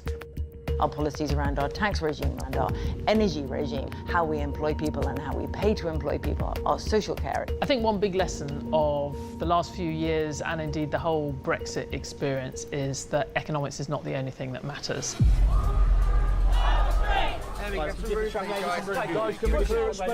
Brexit was a big moment for expansive political promises about the golden horizons that lay beyond the result. We will do a new deal. A better deal. And for many people, that has not been delivered. The Brexit vote was driven to a very, very considerable extent by the fact that immigration was rising in this country and the fact that the political elite was constantly promising to control immigration. Enough is enough. And failing to deliver on that promise. In the decade before the referendum, migration climbed towards record levels, reaching a peak just ahead of the vote. Yep. What many people thought when they were voting for Brexit was that there would be a reduction in numbers. One of the great expectations was that a fall-off in immigration would improve employment prospects and wage prospects in some of the left-behind areas. But of course, what actually happened, there was a massive increase in immigration. That increase is what you're seeing here. But what's important to note is origin. Since 2016, the proportion of those originating from the EU has decreased, but the number of arrivals from non-EU countries have gone up. They went up for practical reasons because Boris Johnson, as Prime Minister, was desperate to fill a lot of gaps in the labour market that had been left after COVID. In recent years, small boat arrivals became a defining symbol of the Brexit era. Dude, it's so insane. All they have to do is reduce welfare payouts, so it's harder to scam the fucking welfare system. And people will get a job and work. Like, this whole immigrant thing is just a racket. They just want the absolute cheapest fucking labor they can possibly get a hold of. Convincing many voters that the country still hasn't taken back control. And this is why Brexit has become this self-reinforcing process, because as the number of immigrants have increased, the people who voted for Brexit have felt cheated. People were made big promises by leaders who largely did not stay the course to deliver them. And I think that has had a widespread impact in unleashing a disillusionment, a frustration. A fuller picture now emerges. Brexit was a promise of control, prosperity, and more money for things like the NHS. Three of Britain's great pillars, after tea, the monarchy, and apologising. I'm so sorry. And so far, the data show the Canadians apologise a lot. Results of that promise to be a bit underwhelming. Meanwhile, pandemics, wars, and energy crises exacerbated resentment and frustration. Where do I get my tires changed? I change them myself.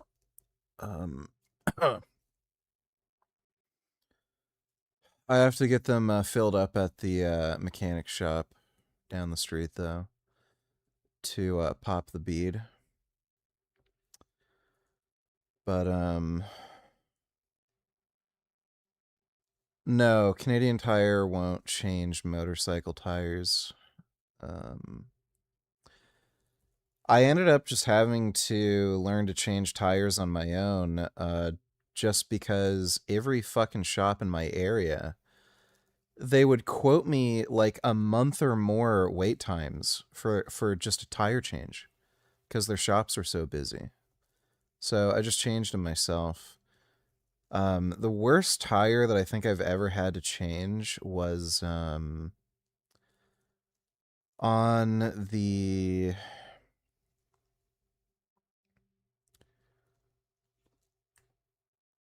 It was on the Kawasaki Vulcan S that I had.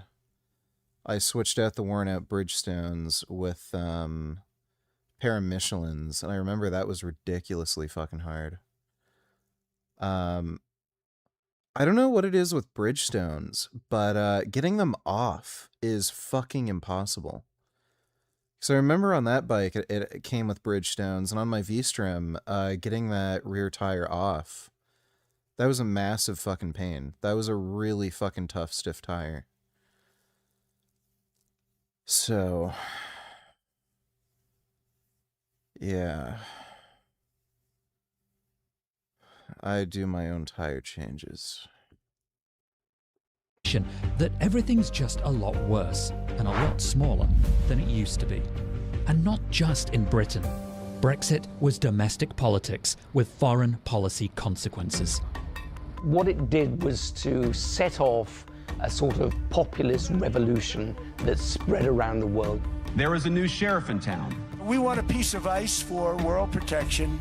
Because of the world that Brexit ushered in, a much more nationalistic one, and one where America's tried to go in a different direction and Europe's going in a different direction, competing nationalisms are suddenly to the fore. The idea of the West uniting to deal with, most obviously, Ukraine, that has all gone somewhat into reverse. I've empowered you to be a tough guy.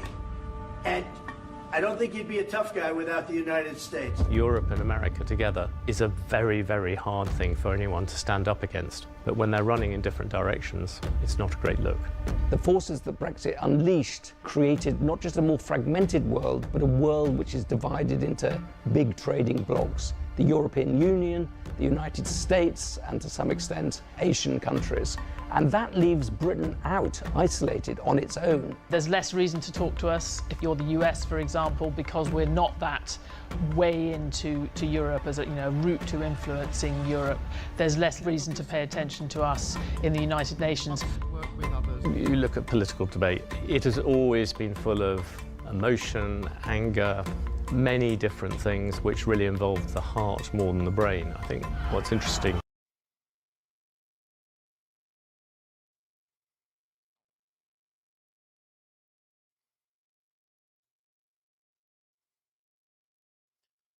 I'm really high.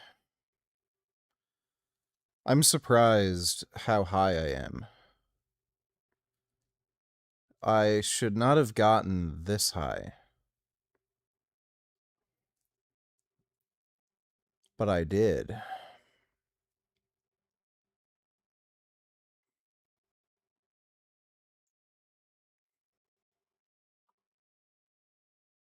This is a lead grape shot, and the reason it's called grape shot is because when it's actually together, it actually looks like a bunch of grapes. Now this is a 9-pound cannon charge with grape shot, consisted of a wooden standoff, 12 grape shot balls, all tied together with cordage, and it's cased in a canvas bag. Now the idea of this is when this is put into the cannon and fired, okay, the wood acts as a standoff to stop the ball expanding and blocking the barrel and exploding the barrel. Once it goes, then the flame of the cannon will actually burn away all the wood and the cordage. Now we know that these were fired at the Battle of Waterloo, that we're using on the battlefield, because archaeologists have actually found grape shot on both sides, French and the British. Now this is a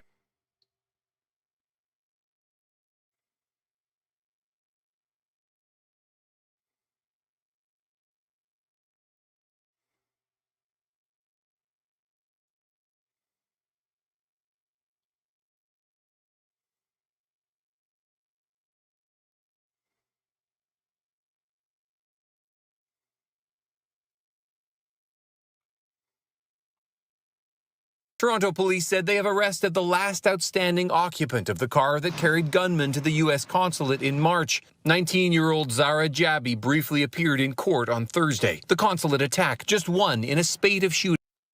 Oh, brown people again. In early March, several synagogues were also targeted, and while executing a search warrant in the case last week, Toronto Constable Mark Pinizzato was shot and killed. The incidents raised in the House of Commons. Take, for example, the shootings at the synagogues that have just happened recently.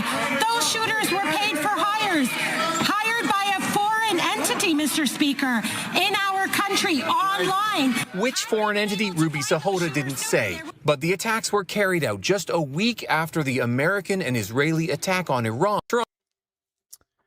Yep, good old Iran.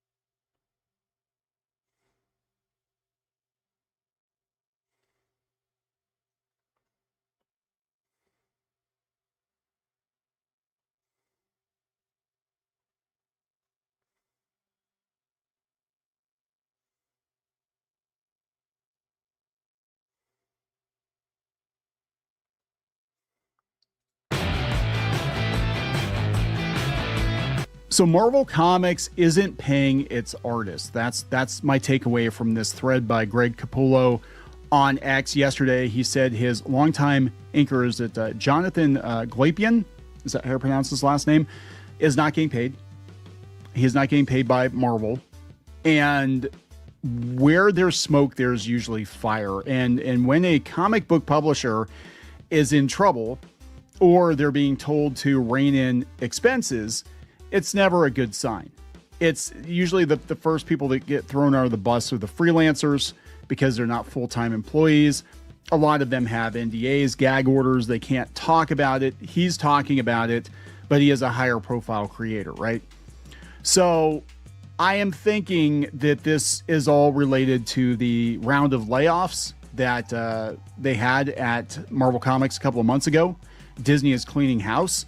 There seems to be more and more indication, in my opinion, that they will probably outsource more and more of their comics until most of it's outsourced, if not all of it. We'll talk about John Byrne and his Elsewhere comic coming out, which I'm actually looking forward to. I read it online when he had online. It was basically an X-Men fan comic, but it was an unofficial continuation of X-Men as he saw it during his time on the book when it was arguably at its highest point, right? Why isn't my Photoshop open? Who did that?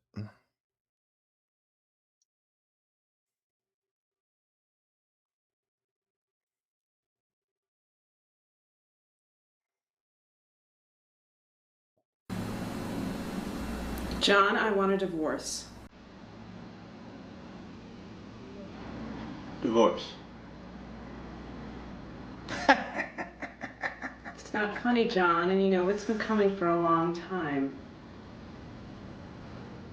Well, divorce. Why do you always laugh when I'm upset? Oh, every time you say divorce, you just look so cute. I'm serious this time, John. Serious. I'm absolutely serious. And you're treating this like some kind of game. I'm tired of it, John. We love games. Not anymore. Not your kind of games. Your games are cruel.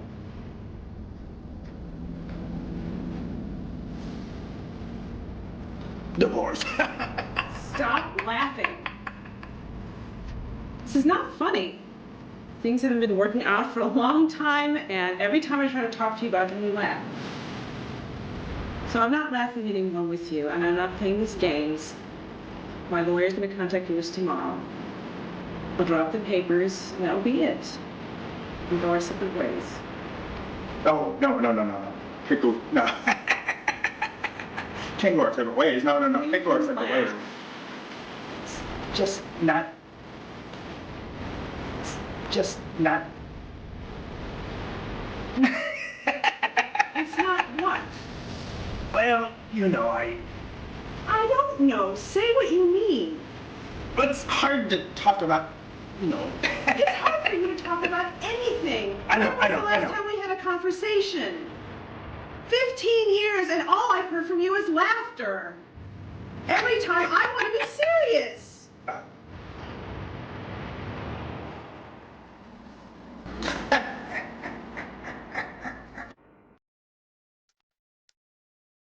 It's really weird.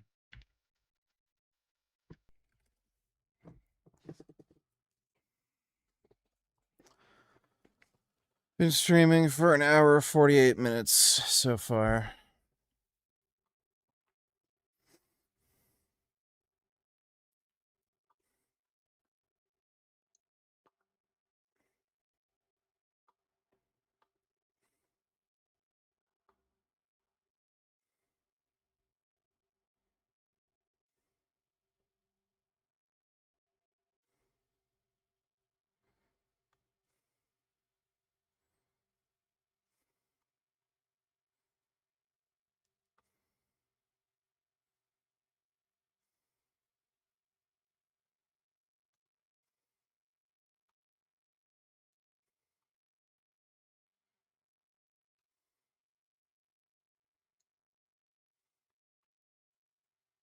These look good.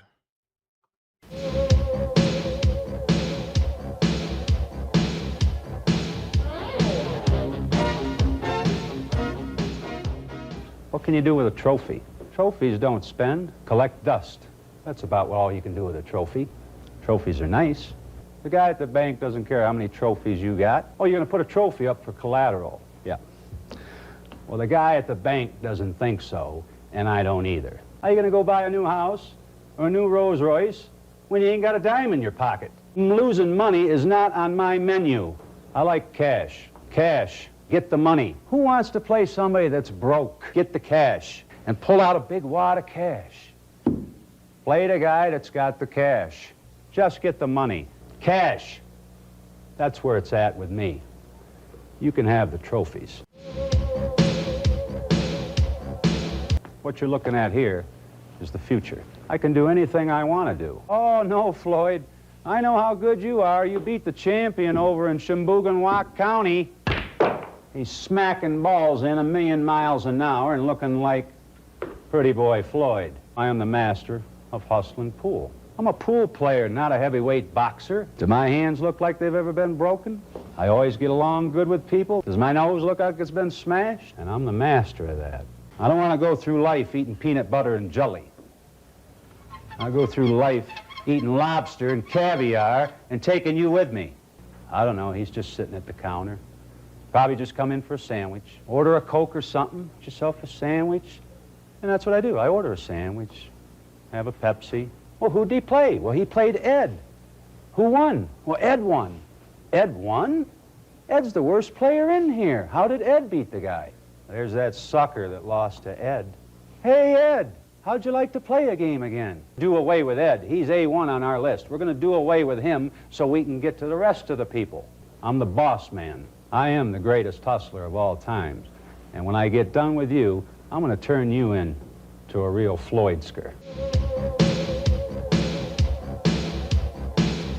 You'd like to be able to wave your stick across the table and have all the balls disappear, wouldn't you? Be rather nice, wouldn't it?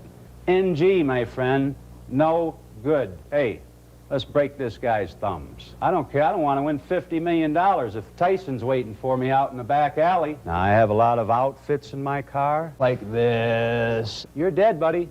He is going to lick his chops. I've been a mechanic, I've been a lawyer, I've been a drunk. There's 1,000,000 brokes walking up and down the street. What are you going to do with them? Nothing. You're going to end up living in a YMCA. They're not going to leave you alone till they know that they got that watermelon that's in your pocket sitting in their pocket. Calmly stroll out of the pool room and come back tomorrow.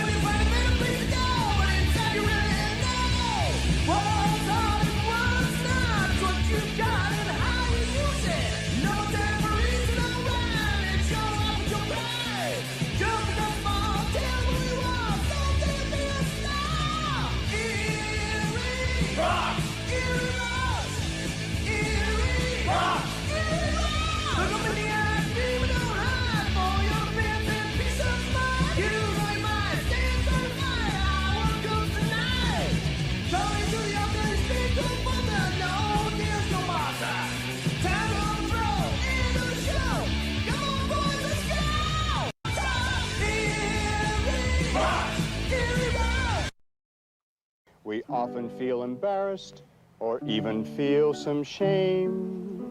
But when speaking of our private parts, here's what to proclaim. That penis is what boys have down in front. Penis is the word, though it seems blunt. All boys have a penis, so no matter what you've heard, remember that penis is the proper word. Vulva is what girls have down below. Forgot my namification. Don't you tell her there's more of this, please? No problem. Thanks for the donation, dude. Even though most people call it vagina, and some children call it Virginia. Vulva, when she's naked it will show. All girls have a vulva, so no matter what you've heard, remember that vulva is the proper word. Both boys and girls have breasts. Each person recognizes they're found upon our chests and grow to different sizes. Our anus is a useful thing indeed. The anus gives relief in time of need. We all have an anus, so no matter what you've heard, remember that anus is the proper word. So don't be appalled, 'cause that's what they're called, and each of them's the proper word. That is really fucking weird. Tonight, we're going to show you some film that may change the way you think about life. From a distant star in the system we call the Pleiades, contacts from a civilization called the Pleiadians, who look Are you ready? Exactly like we do. 500 light years away, they come to this planet because they say we once lived all together in the star system of Lyra that was later destroyed by nuclear catastrophe. Some able to escape settle in the Pleiades. They're not aliens. They say they are our very long-lost brothers and sisters, gently awakening us into remembering who and what we are.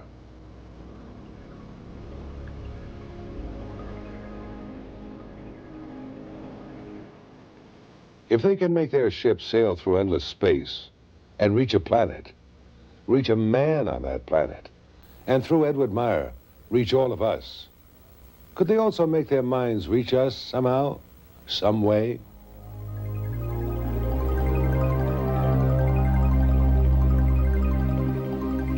Tonight we're going to find out what happens when we give our attention to whatever or whoever may be trying to communicate with us. But first, let's look at a few people who are able to be channels for these communications from other realms beyond ours. Where are you from? I'm from Venus. I don't think anybody's going to believe that you or anybody else could be from Venus. Could you explain to us how you could be when everybody knows it's uninhabitable? They think it's uninhabitable because it is not inhabitable by physical life forms. We have bodies of light. They are non-physical.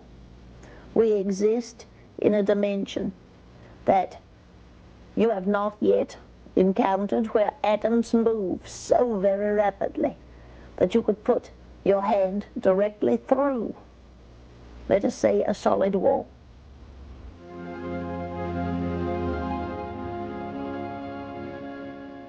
Let us take a look at the fact that there are 3 separate types of extraterrestrial craft. There are those that come in light form, that will pick up on your films, your cameras, that supposedly are not visible to the naked eye, except there is some sort of light that is different in the air or around a cloud. However, they do pick up on your film. Can you, with all of your different ideas, all of your different races, come together as one planet and one people? We have dedicated millennia upon millennia to this idea. The earlier experiments with Pan and Lemuria and Atlantis were not successful. These people are so cringy. But this one will be. Are we listening to anyone out there in the distant stars? Apparently not, since we haven't heard anything that would classify as a message or a coded signal. But does that mean that there's no one out there?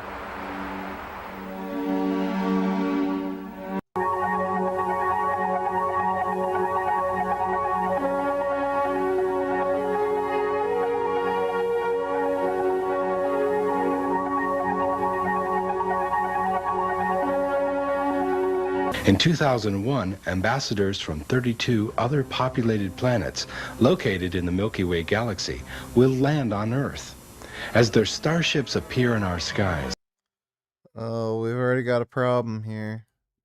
We'll no doubt remember our forgotten history, our long-ago contacts with our brothers living on other worlds.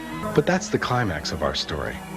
Let us begin with the first baby steps of our new consciousness, which has gradually been illumined by the light forces of our universe. By coming into this world and this dimension at this time and fessing up to all of his ill and dirty deeds.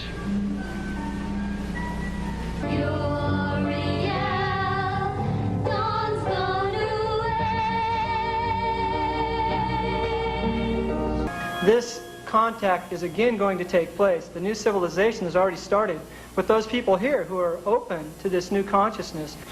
The Unarius Academy of Science has established a library of over 125 volumes that have been transmitted from other terrestrial planets and highly evolved spiritual worlds.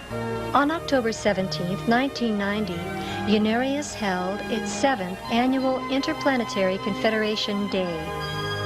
The Unarius students gathered together to express their enthusiasm and to show their support for our planet's joining with the other 32 planets. I wish to learn more. I wish to know all that you say. You are good people. I know this now.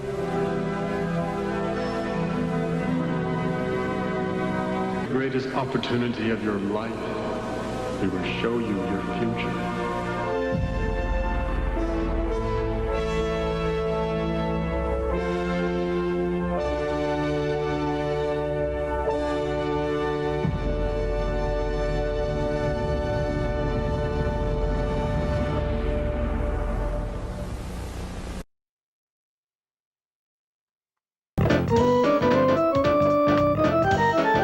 We need to exercise our speech muscles in order to help them work their best. Since this is the era of exercise tapes, let's get ready for some aerobic fun with our lips and tongue. 5, 6, 7, 8.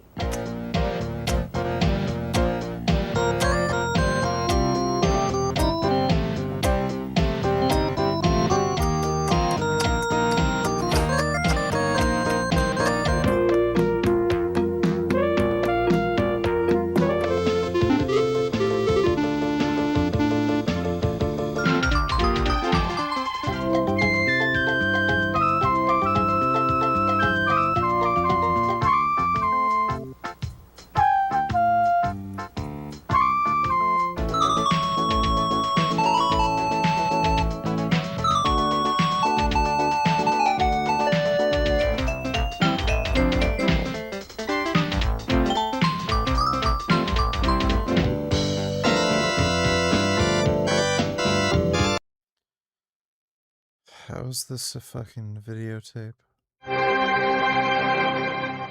When do you feel this blatant turn towards the occult and witchcraft really took on its momentum? Well, there's a cartoon called He-Man and the Masters of the Universe. Now, He-Man and the Masters of the Universe really broke the ground on this cartoon occultism. That guy has so much fucking hair gel, it's insane. We're going to play a little segment here. Oh my god, or maybe it's just the camera. Showing the Looks like his hair is like made of plastic. transformation of He-Man.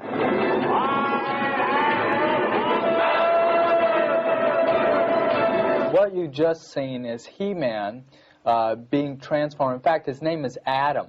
Yeah. First man. Interesting. Until he's transformed, and then he becomes He-Man, the most powerful man in the universe, by lifting his sword in the air and yelling by the power of Grayskull. Now, to understand this, we have to understand what Grayskull is. It is a castle built by unknown hands in the shape of the skull, and there's a demon spirit living within it that manifests in the shape of a skull.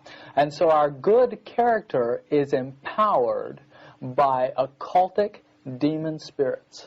In fact, I was talking to one lady, and I've heard a number of experiences like this, but she said, my little boy was in the back seat of the car, and a radio preacher came on and said, our Lord God, the master of the universe. And her boy jumped from the back seat of the car and said, Mommy, God isn't master of the universe, He-Man is. Running around in circles saying, He-Man has more power than Jesus. He-Man has more power than Jesus. This yeah, he would. He's He-Man. This is Tila, and this young lady is involved in witchcraft, and you'll notice that she's a very voluptuous-looking thing, and they wear very tightly clad clothes and sometimes even negligee-type things on the. Hell yeah, we need more naked bitches. He-Man shit sounds legit. I'm giving up Jesus for He-Man. So there's a sensuality about the toys also. Yes. There's several faces, the many faces in this little toy, which change, but you know, you can become a skeleton creature, and we could go around to the different faces. And this has got to have some kind of a message to the children. Oh, definitely. It says you can be demon-possessed and still be good. And Skeletor is this ugly-looking skeletal creature with a staff in his hand. Now, what's that staff that he's got in his hand? The staff is a ram's head staff. Now, the ram's head is a very occultic symbol. It's I had that Skeletor figure when I was a kid. It was a really sick-looking figure. boiled in cauldrons. It's used in different occult practices. Of course, we know that the goat's head, the ram's head, represents Satan anyway in the occult. So little boys are really being programmed to evil. Could we talk about Snake Mountain for Sure, just a let's minute? take a look at it. It's got an interesting little feature here. I'm going to turn it on. It can actually transform your voice from your regular voice to that of an occultic hero. Is that correct? So let's get a Skeletor type of voice. Let me turn this on here. I think I'm getting it too loud. Skeletor, the master of the universe. Fucking weird.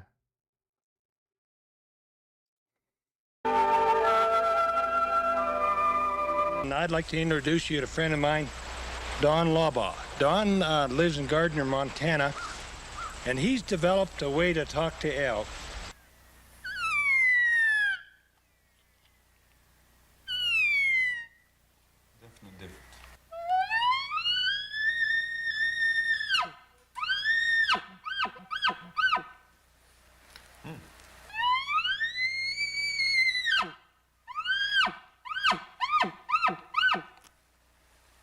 Okay.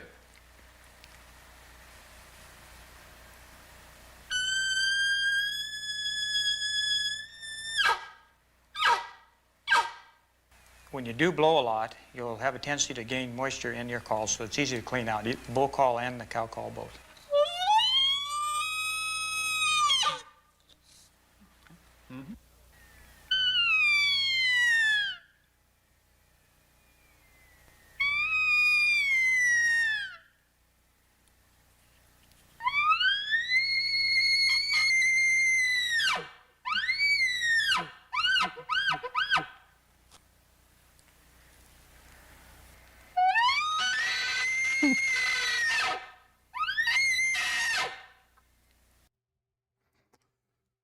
People are so fucking weird. More time? Okay. Got your name? All I want to do is save you. Okay, 1 second. Cheese. Cheese. Remember, all I want to do is save you money. Is this the way you want it? Yes. Stand by. Cheese. Cheese. Cheese. Cheese. Anadrol, Skittles, $20, Hamza's based. Go to 1009, then 1225. 700 nanograms of testosterone is too low. Sue me, call me a dangerous bullshit, like especially on Instagram. I haven't spoke about it that much on YouTube, but even on YouTube, you've probably seen how much backlash I've gotten for giving you this message, bro. Nobody fucking agrees with me. Every other influencer, they're making videos about me. Greg fucking Douchette, the midget cuck, has made like 10 fucking videos about me. I'm telling you, all these people, oh, Hamza's there, Hamza's saying all this, because it's safe. It's safe for them to say this and to say, no, just improve your levels naturally. It's dangerous. Like what I'm saying gets you more hate, but it's true. That's why I'm not backing down. The amount. Oh my god, this guy is just fucking desperate. So after pretending to be a fake natty, now he's pro TRT, bro. Fucking dork. Is too scared to tell you. You know why? Because a lot of these motherfuckers are scammers. Greg Douchette sells a testosterone supplement that does fucking nothing. So of course he's gonna. He literally made a video about how to raise your testosterone naturally while he was on TRT and lied about it. Tell you, no, don't take TRT, buy my overpriced fucking supplements instead, which don't do anything. Motherfucker is on TRT himself telling you not to take it and telling you to buy the fucking supplements that don't do bullshit that he makes money from. You know why? Because testosterone's cheap as fuck. A whole month of testosterone is like $50 fucking dollars. of testosterone are high, but what the disagreement is the dangerous side of it, the side effects, which I'm telling you are completely and utterly overblown. It's honestly just fear-mongering. When I've now taken it myself and I read like comments and stuff from people who are writing about it, I'm just looking at them like, no, it's fucking not. You know how like you're experiencing a few things, and when you see people who don't really understand the thing you're experiencing, you just look at them like you're fucking retards. Like, why are you speaking with so much conviction? You don't know shit, right? That's like how if you ever consider taking TRT, that's how you'll literally look at most people on the internet. You'll be like, no, it fucking doesn't. That's not true. People will say, oh, your hairline will go. Yeah, he's right about that, but he's like such a fucking lying dipshit. Thanks for the donation, Anadrol Skittles. Gonna make me a little shorter? Decorators Gallery, and I'm having a super sale. Buy one and get one free. Buy this $389 velvet swivel rocker and get a second one free. Buy this Schweiger decorator sofa and get this $399 action recliner free. Buy a set of sheets and get the second one free. And Bargain Bernie says, at Decorators Gallery between Walsham and Eisenhower on I-35 Access Road across from Windsor Park Mall.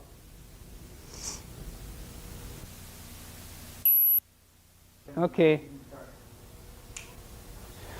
Wait a minute, we weren't ready to open. You caught me with my pants down, but no one sells carpet or waterbeds for less than to prove it. You can put it on layaway for just $10. Let me see that one.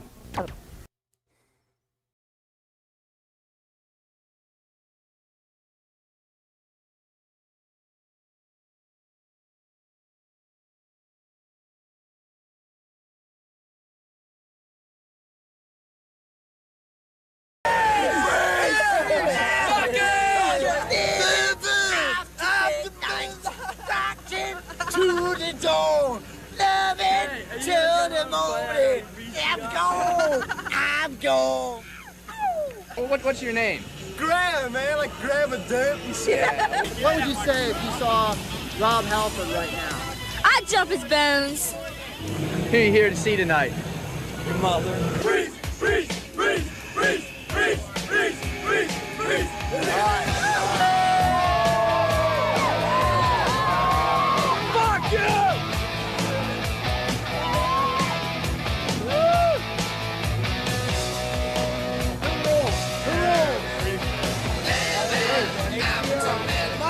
What's your philosophy on life? No, it's me. Oh.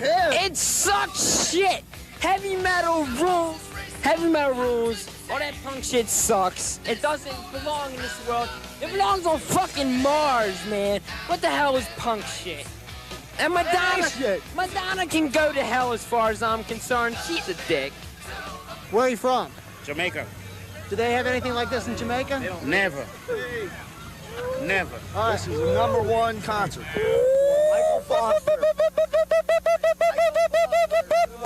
I'm Kelly McCullers, and don't drink and drive. We're at the Judas Priest concert. Get away from me, please.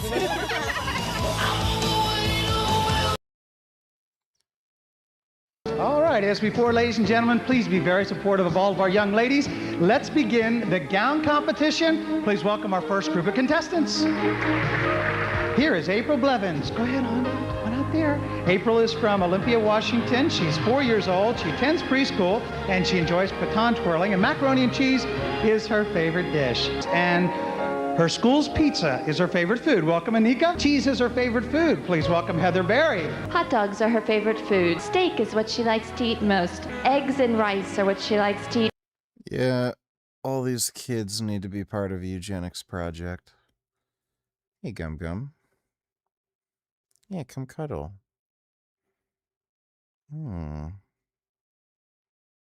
Gotta make biscuits? Oh.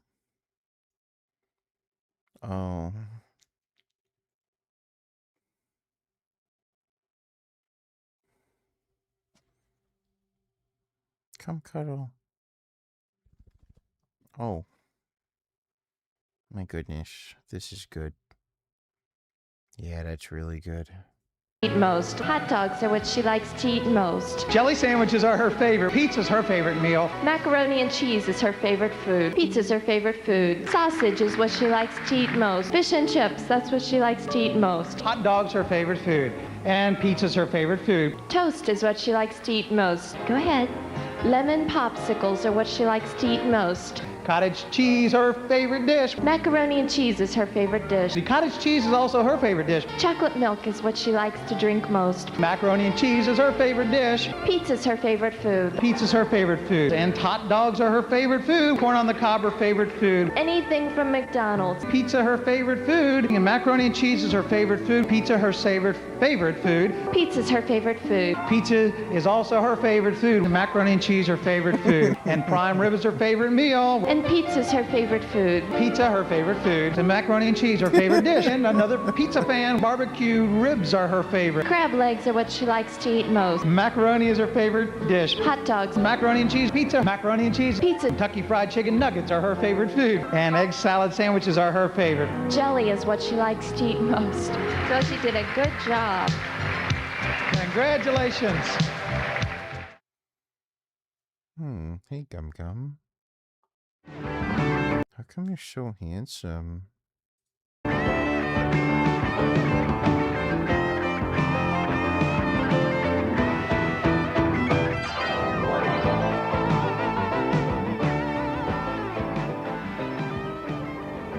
Hi, I'm Malika Kennison. I'm going to be your host for Playgirl Magazine's Great Canadian Centerfold Search. I really like Winnipeg for one of the reasons that my family and friends, most of them are in Winnipeg. The main thing that attracts me to a woman at first is her physical appearance. After that comes personality. I tend to take Oh, that's hilarious. tables at a nightclub called Studs. That's a very nice atmosphere. I really enjoy that. It's Oh my god, what is this? a lot of fun.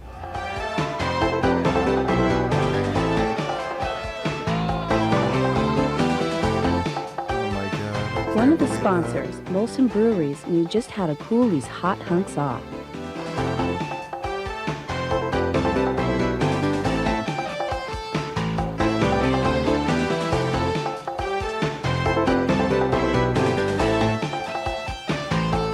Canada's got a persona of its own, you know what I mean? You go down into the States and, well, you know, it's the United States, and you know you're in the United States. When you come up to Canada, you know you're in Canada. My name is Jack Steele. I'm 27 years old. I'm from Vancouver, Canada. And I'm an investment banker. A woman that likes to have fun, get crazy, do zany things, but yet is a soft, supple person that is great to cuddle with on a rainy day.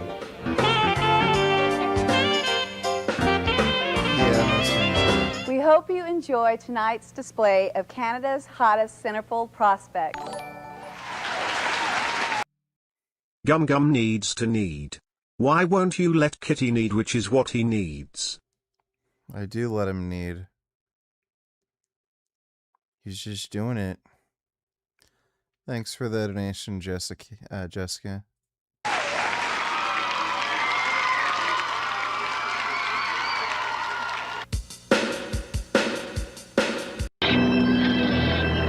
Ahoy there, matey. It was April 13th, 1960, in a small town in northwestern Ohio. I remember that day well. A rough crowd of motorcyclists headed down the highway. I didn't realize that tragedy lay waiting for me just a few miles from my home. A car pulled out to pass a semi-truck. He didn't see me on my motorcycle coming from the other direction and hit me head on. I was thrown into a field with half of my body almost torn away. I was unconscious and dying, but worst of all, I was without God. The sirens were screaming, the red lights flashing. They scraped me up and rushed me to the hospital to perform a very serious amputation. The largest piece of bone in my leg was only 2 or 3 inches long. My left arm and leg had to be amputated to save my life. Something happened to me in that hospital room. I accepted Jesus Christ as my Lord and Savior. The Spirit of the Lord tapped on my heart's door. I turned my life over to God. He gave me new hope and determination. And now he's enlisted me to hook boys and girls and to win them, because I'm the world's only Christian pirate, Captain Hook. But it's way, hey, yes, we're on our way. We're off to see Captain Hook. So come for a ride tide, we sail at high tide. We're off to see Captain Hook.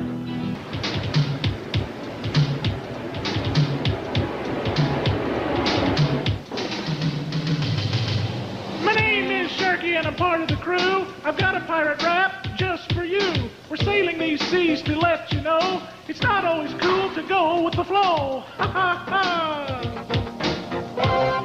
Well, shiver my timbers, let's take a look. Who's this a-comin'? It's Captain Hook. He's a hero of kids and a parent's friend. He's using his hook to an admirable end. Ha ha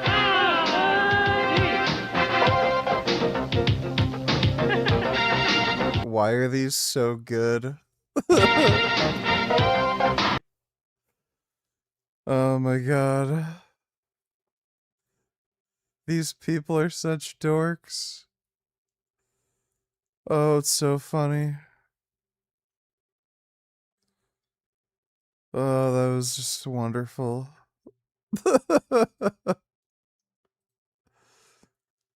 Oh my god. Oh, that's too good.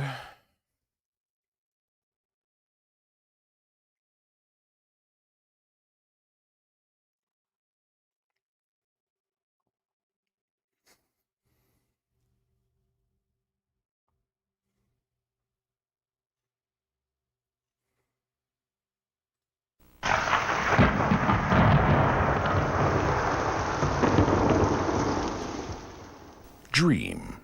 A series of thoughts, images, or emotions occurring during sleep. These kinds of dreams are only a part of your life while you're sleeping. Like most people, we cling to these dreams. Okay, kids, the burgers are ready.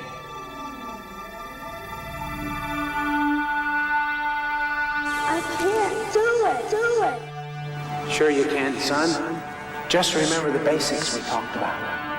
Keep your eye on the ball, the bat level, swing hard. You're dreaming of becoming a big league player someday, so stick with the basics. Okay, I'll do it until I get it right. Okay, put your seatbelts on. Oh my god, they're always so fucking weird. Can we go get some hamburgers and some french fries? Oh, wow. Please. That sounds like a great idea, honey. What do you say? Please. You know I don't get paid until Friday. Okay, I'll do it until I get it right. Dreamstorm. An awakening experience created by a disturbance in the elements of your old nature. Caused by a conscious decision to turn your dreams into reality. Here is what has happened to people just like you that have pursued their dreams. Good morning. Good morning. Honey, what day is it? Oh my Friday. Wow, what a life. I'm really glad we went after our dreams. Oh shit. Hi, son. Dad, are you playing with my trains again? Oh my god, that was so funny. Boy, these are Oh, that was so hilarious. That was like unintentional. Oh my god, that's insane.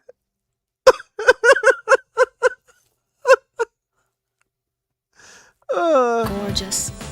He's really gonna be surprised. Look great. We're all Oh set. my god. What are you up to?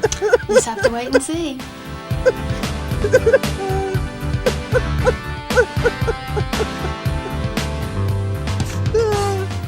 Oh, that was.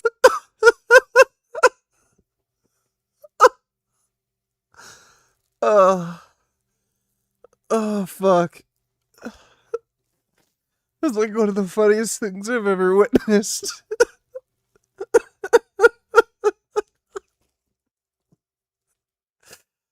Oh, shit. Oh, that's so funny. They played it twice. Oh, that's so funny.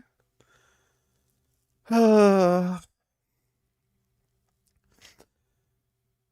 Jesus.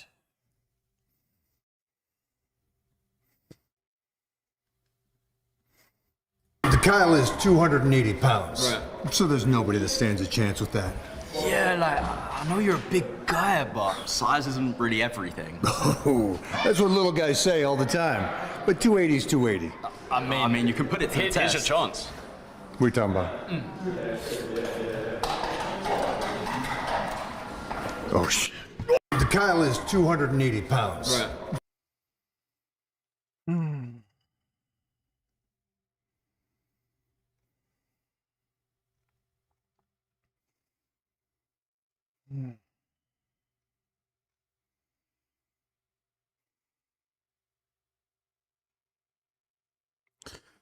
I love how they didn't make that kid do one more take.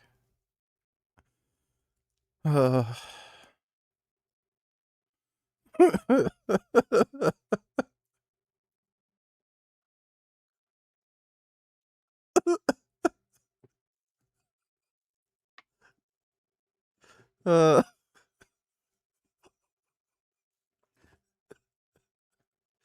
the timing. It's like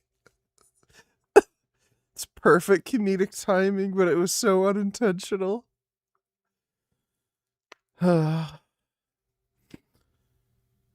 Shit.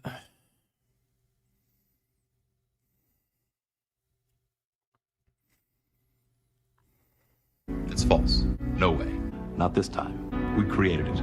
Not this time. No, not this time. It's totally made up. Pure fiction. It's fiction. It's fiction. We made it up. We made this one up. It's a made-up tale. It's a total fabrication. It never happened. It never happened. This one was invented by a writer. Not this time. It never happened. It's false. It never happened. It's a fake. It's fiction. It's an urban legend that never happened. No way. We got you. Not a chance. Not this time. It never happened. It never happened. We made this one up. It's fiction. We made up this one. We made it up. Not this time. Wrong. Not this time. Not this time. You're wrong. Not this time. It never happened. Have you ever walked out of a mall into a huge parking area and realized you'd forgotten where you parked your car? Ever gone mountain biking? What do you want to be when you grow up? What's the right tip? Have you called a plumber to your home lately? How superstitious are you? How much money would it take to make you spend a night in a cemetery? Would you display this as a trophy? Do you have a pet? Do you have a sweet tooth? Do you believe in the power of a curse? Have you had your hearing tested lately? Planning a trip soon? Can you remember the tallest man you've ever seen? Do you love to go a-wandering beneath a clear blue sky? Have you noticed what big stars real estate agents have become? Are you careful with your personal records? Does your computer ever seem to have a mind of its own? Have you ever visited a Chinatown section in a major city? Have you ever visited a flea market? Have you ever visited a truck stop? Did you ever have a job as a waiter? Have you noticed how many successful restaurants are theme-based these days? Have you ever had the desire to write your initials in wet cement?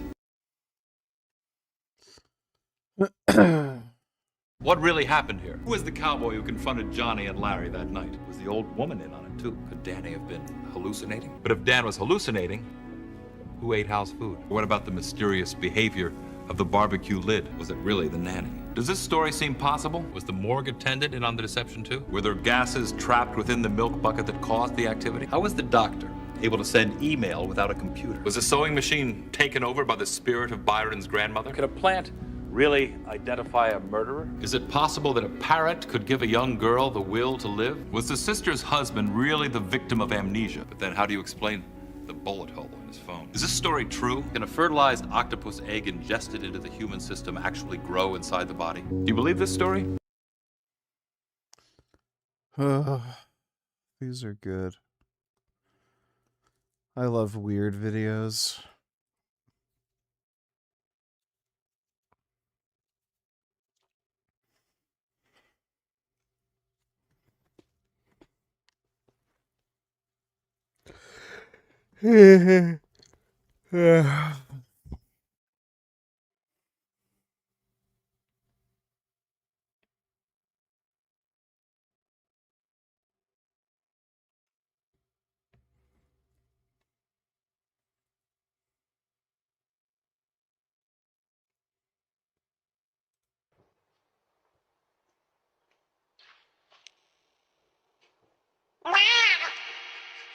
Oh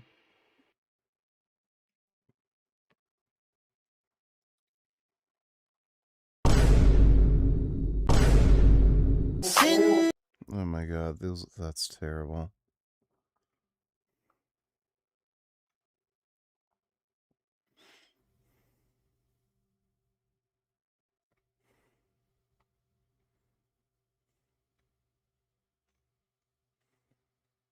Some good news, our country's most wanted fugitive has just been caught on Prince Edward Island. The police in Charlottetown have arrested Michael Beebe. That's his name. It happened at a business in Charlottetown on Tuesday night. Now, here's how this all went down. Take a look. This is footage from last week when a number of Canada's police forces came out with a list of our country's top fugitives. Plus, they offered a $100,000 reward for the arrest of number one on the list, Michael Beebe. Police in Charlottetown saying they were tipped off by Toronto police who had reason to believe that Beebe was on the East Coast and was on Prince Edward Island. Again, he was recently on the top of that Be on the Lookout program. He's wanted in connection with a fatal stabbing. Police are now arranging for him to be returned to Toronto. Some good news, our country's most wanted... Canada.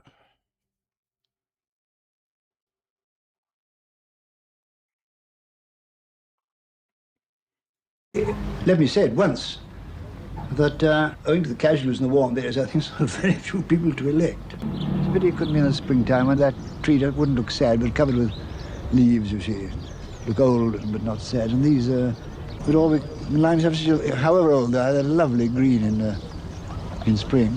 I suppose I have actually in some simple-minded form of longing actually would like to.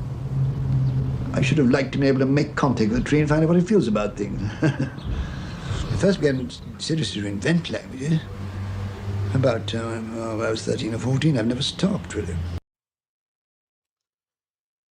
For a world-renowned English professor, he does not talk well.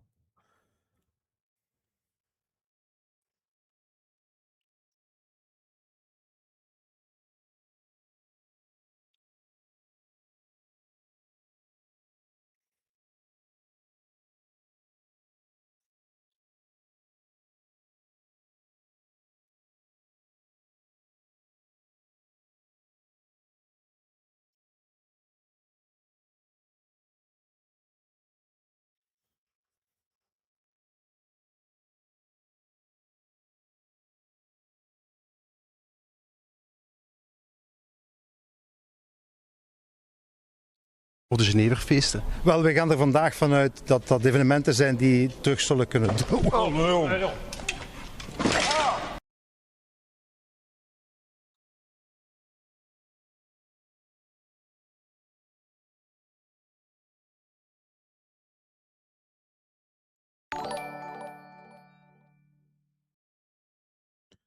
Dustin Poirier, donate 212, skim through this vid. Vegan Gains is a complete and utter... No. This person has 13k subs. Literally has AI in his video? Was that AI? Oh, just random horseshit. It's got 813 views. I get a lot of compliments from women saying, great. Thanks for the donation. I don't care, dude. Why would I care?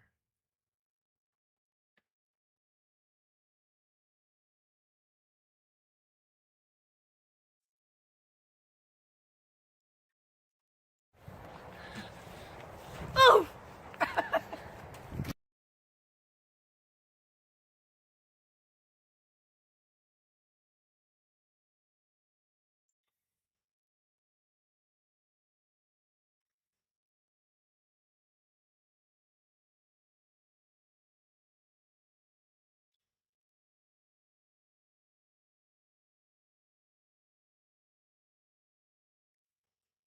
Utama seperti mana yang kita semua tahu minta penjelasan adalah Terima kasih Rembau. Rembau sedarkah bahawa saya ke pasar Borong Selayang dan melihat harga barang. Harga barang waktu GST rendah sedikit. Bukan kasino kah yang kena batangan? Apa ini? Biadab, ini kurang ajar. Ini tarik balik, ini biadab yang bertuah. Memang kurang ajar, ini bahu mata layak duduk sini. Something, what you want? You nak gaduh dengan saya? Ini time. Tanya saja, kita datang jaga barang. Duduk lah. Fuck you. Coba. Balik. Kau salah orang. Kau salah orang. You. Satu timbalan di batu. Ya. Kinapatangan kena tarik balik perkataan. Lalu yang betul. Kinapatangan. Kau mabuk, jangan marah, kinapatangan. Mabuk malam-malam. Kau mabuk. Kinapatangan. Ya. Kinapatangan. Ya. Kinapatangan.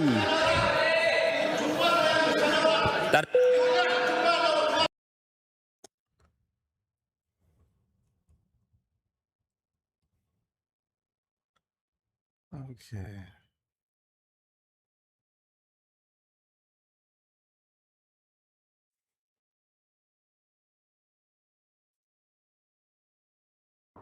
If you've driven in Sherwood Park, this street corner probably looks a little empty. That's because it's missing its dancing man. The dancer under that helmet is 21-year-old Caden Skelton. He's been stationed at the corner of Baseline Road and Sherwood Drive for a couple years. Skelton took to dancing on the street after he suffered a brain injury. It's the main roadway here in Sherwood Park. The most amount of people drive around here, so I could impact the most amount of lives. But Skelton's no longer moving his feet after receiving $1,500 worth of tickets from Strathcona County RCMP on Monday. They gave me a stunting ticket, told me if I dance again, I'm going to be arrested or given another ticket. If I sing again, I'm going to be arrested or given another ticket. Strathcona County RCMP tell Global News they received multiple complaints regarding dancing at a busy intersection. They say Mounties talked with him, expressing safety concerns, and requested he move to a safer location. When that didn't happen, police say it resulted in enforcement action.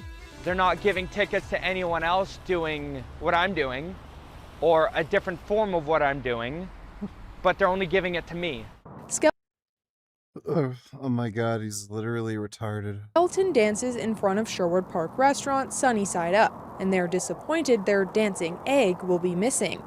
They love him. He comes, like people come in, they're like, we came in because of this guy, because he's making us smile. Although they may be a little biased, his grandma and friends will also miss him dancing on the corner. Hearing stories of how he's been really bringing joy to people, that it just really warmed my heart. It brings joy to our lives, brings happiness, seeing someone expressing themselves in that way. Skelton hopes he can resolve this situation with RCMP and get back to moving his feet. They're just like, humdrum day, you know, got nothing better to do. Oh, look, there's a guy dancing right there. Yeah. Jasmine King, Global News. The Titan submersible. It's a public sidewalk. I didn't, how the fuck do they do that?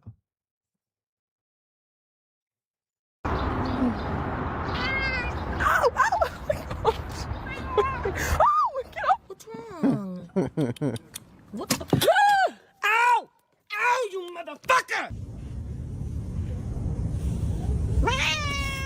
Oh, I don't know. Hit him. No, Brayden's gonna attack me.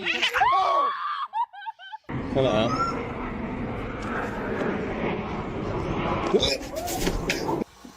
Hi. I just wanted to say hey. Oh, you motherfucker! What the fuck? Hey, kitty. Okay, you need to go. I just was, dude. Hi there. Uh-oh. What a funny cat. Oh, she's not. Oh, so sorry about that. Oh. Are you for real? Go away. I'm taking a shit. Go. Oh my god, where am I gonna go? Oh Jesus, she's cornering me. She's cornering me. Cats are nice.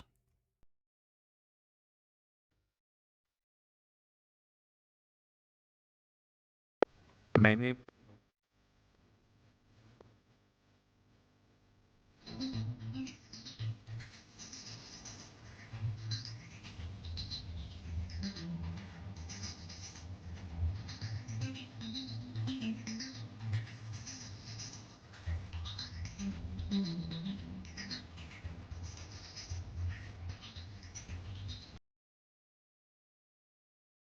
Those are good memes.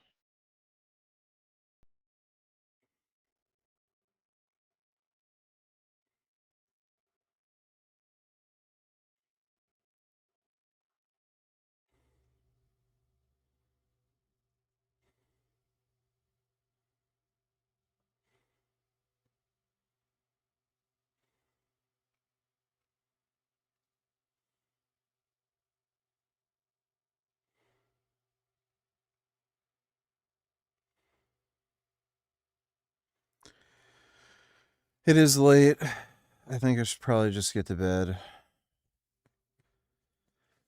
I was working on my motorcycle all day. I had to weld the exhaust.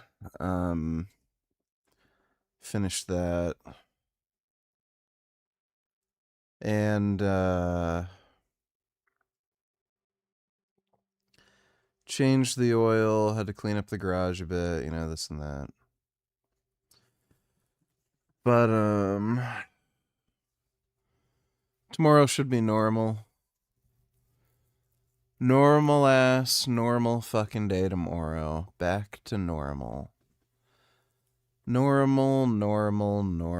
Nothing unusual going on whatsoever. Just normal. So I'll see you all normal tomorrow. But thanks again, everybody. Appreciate it. Nighty-night.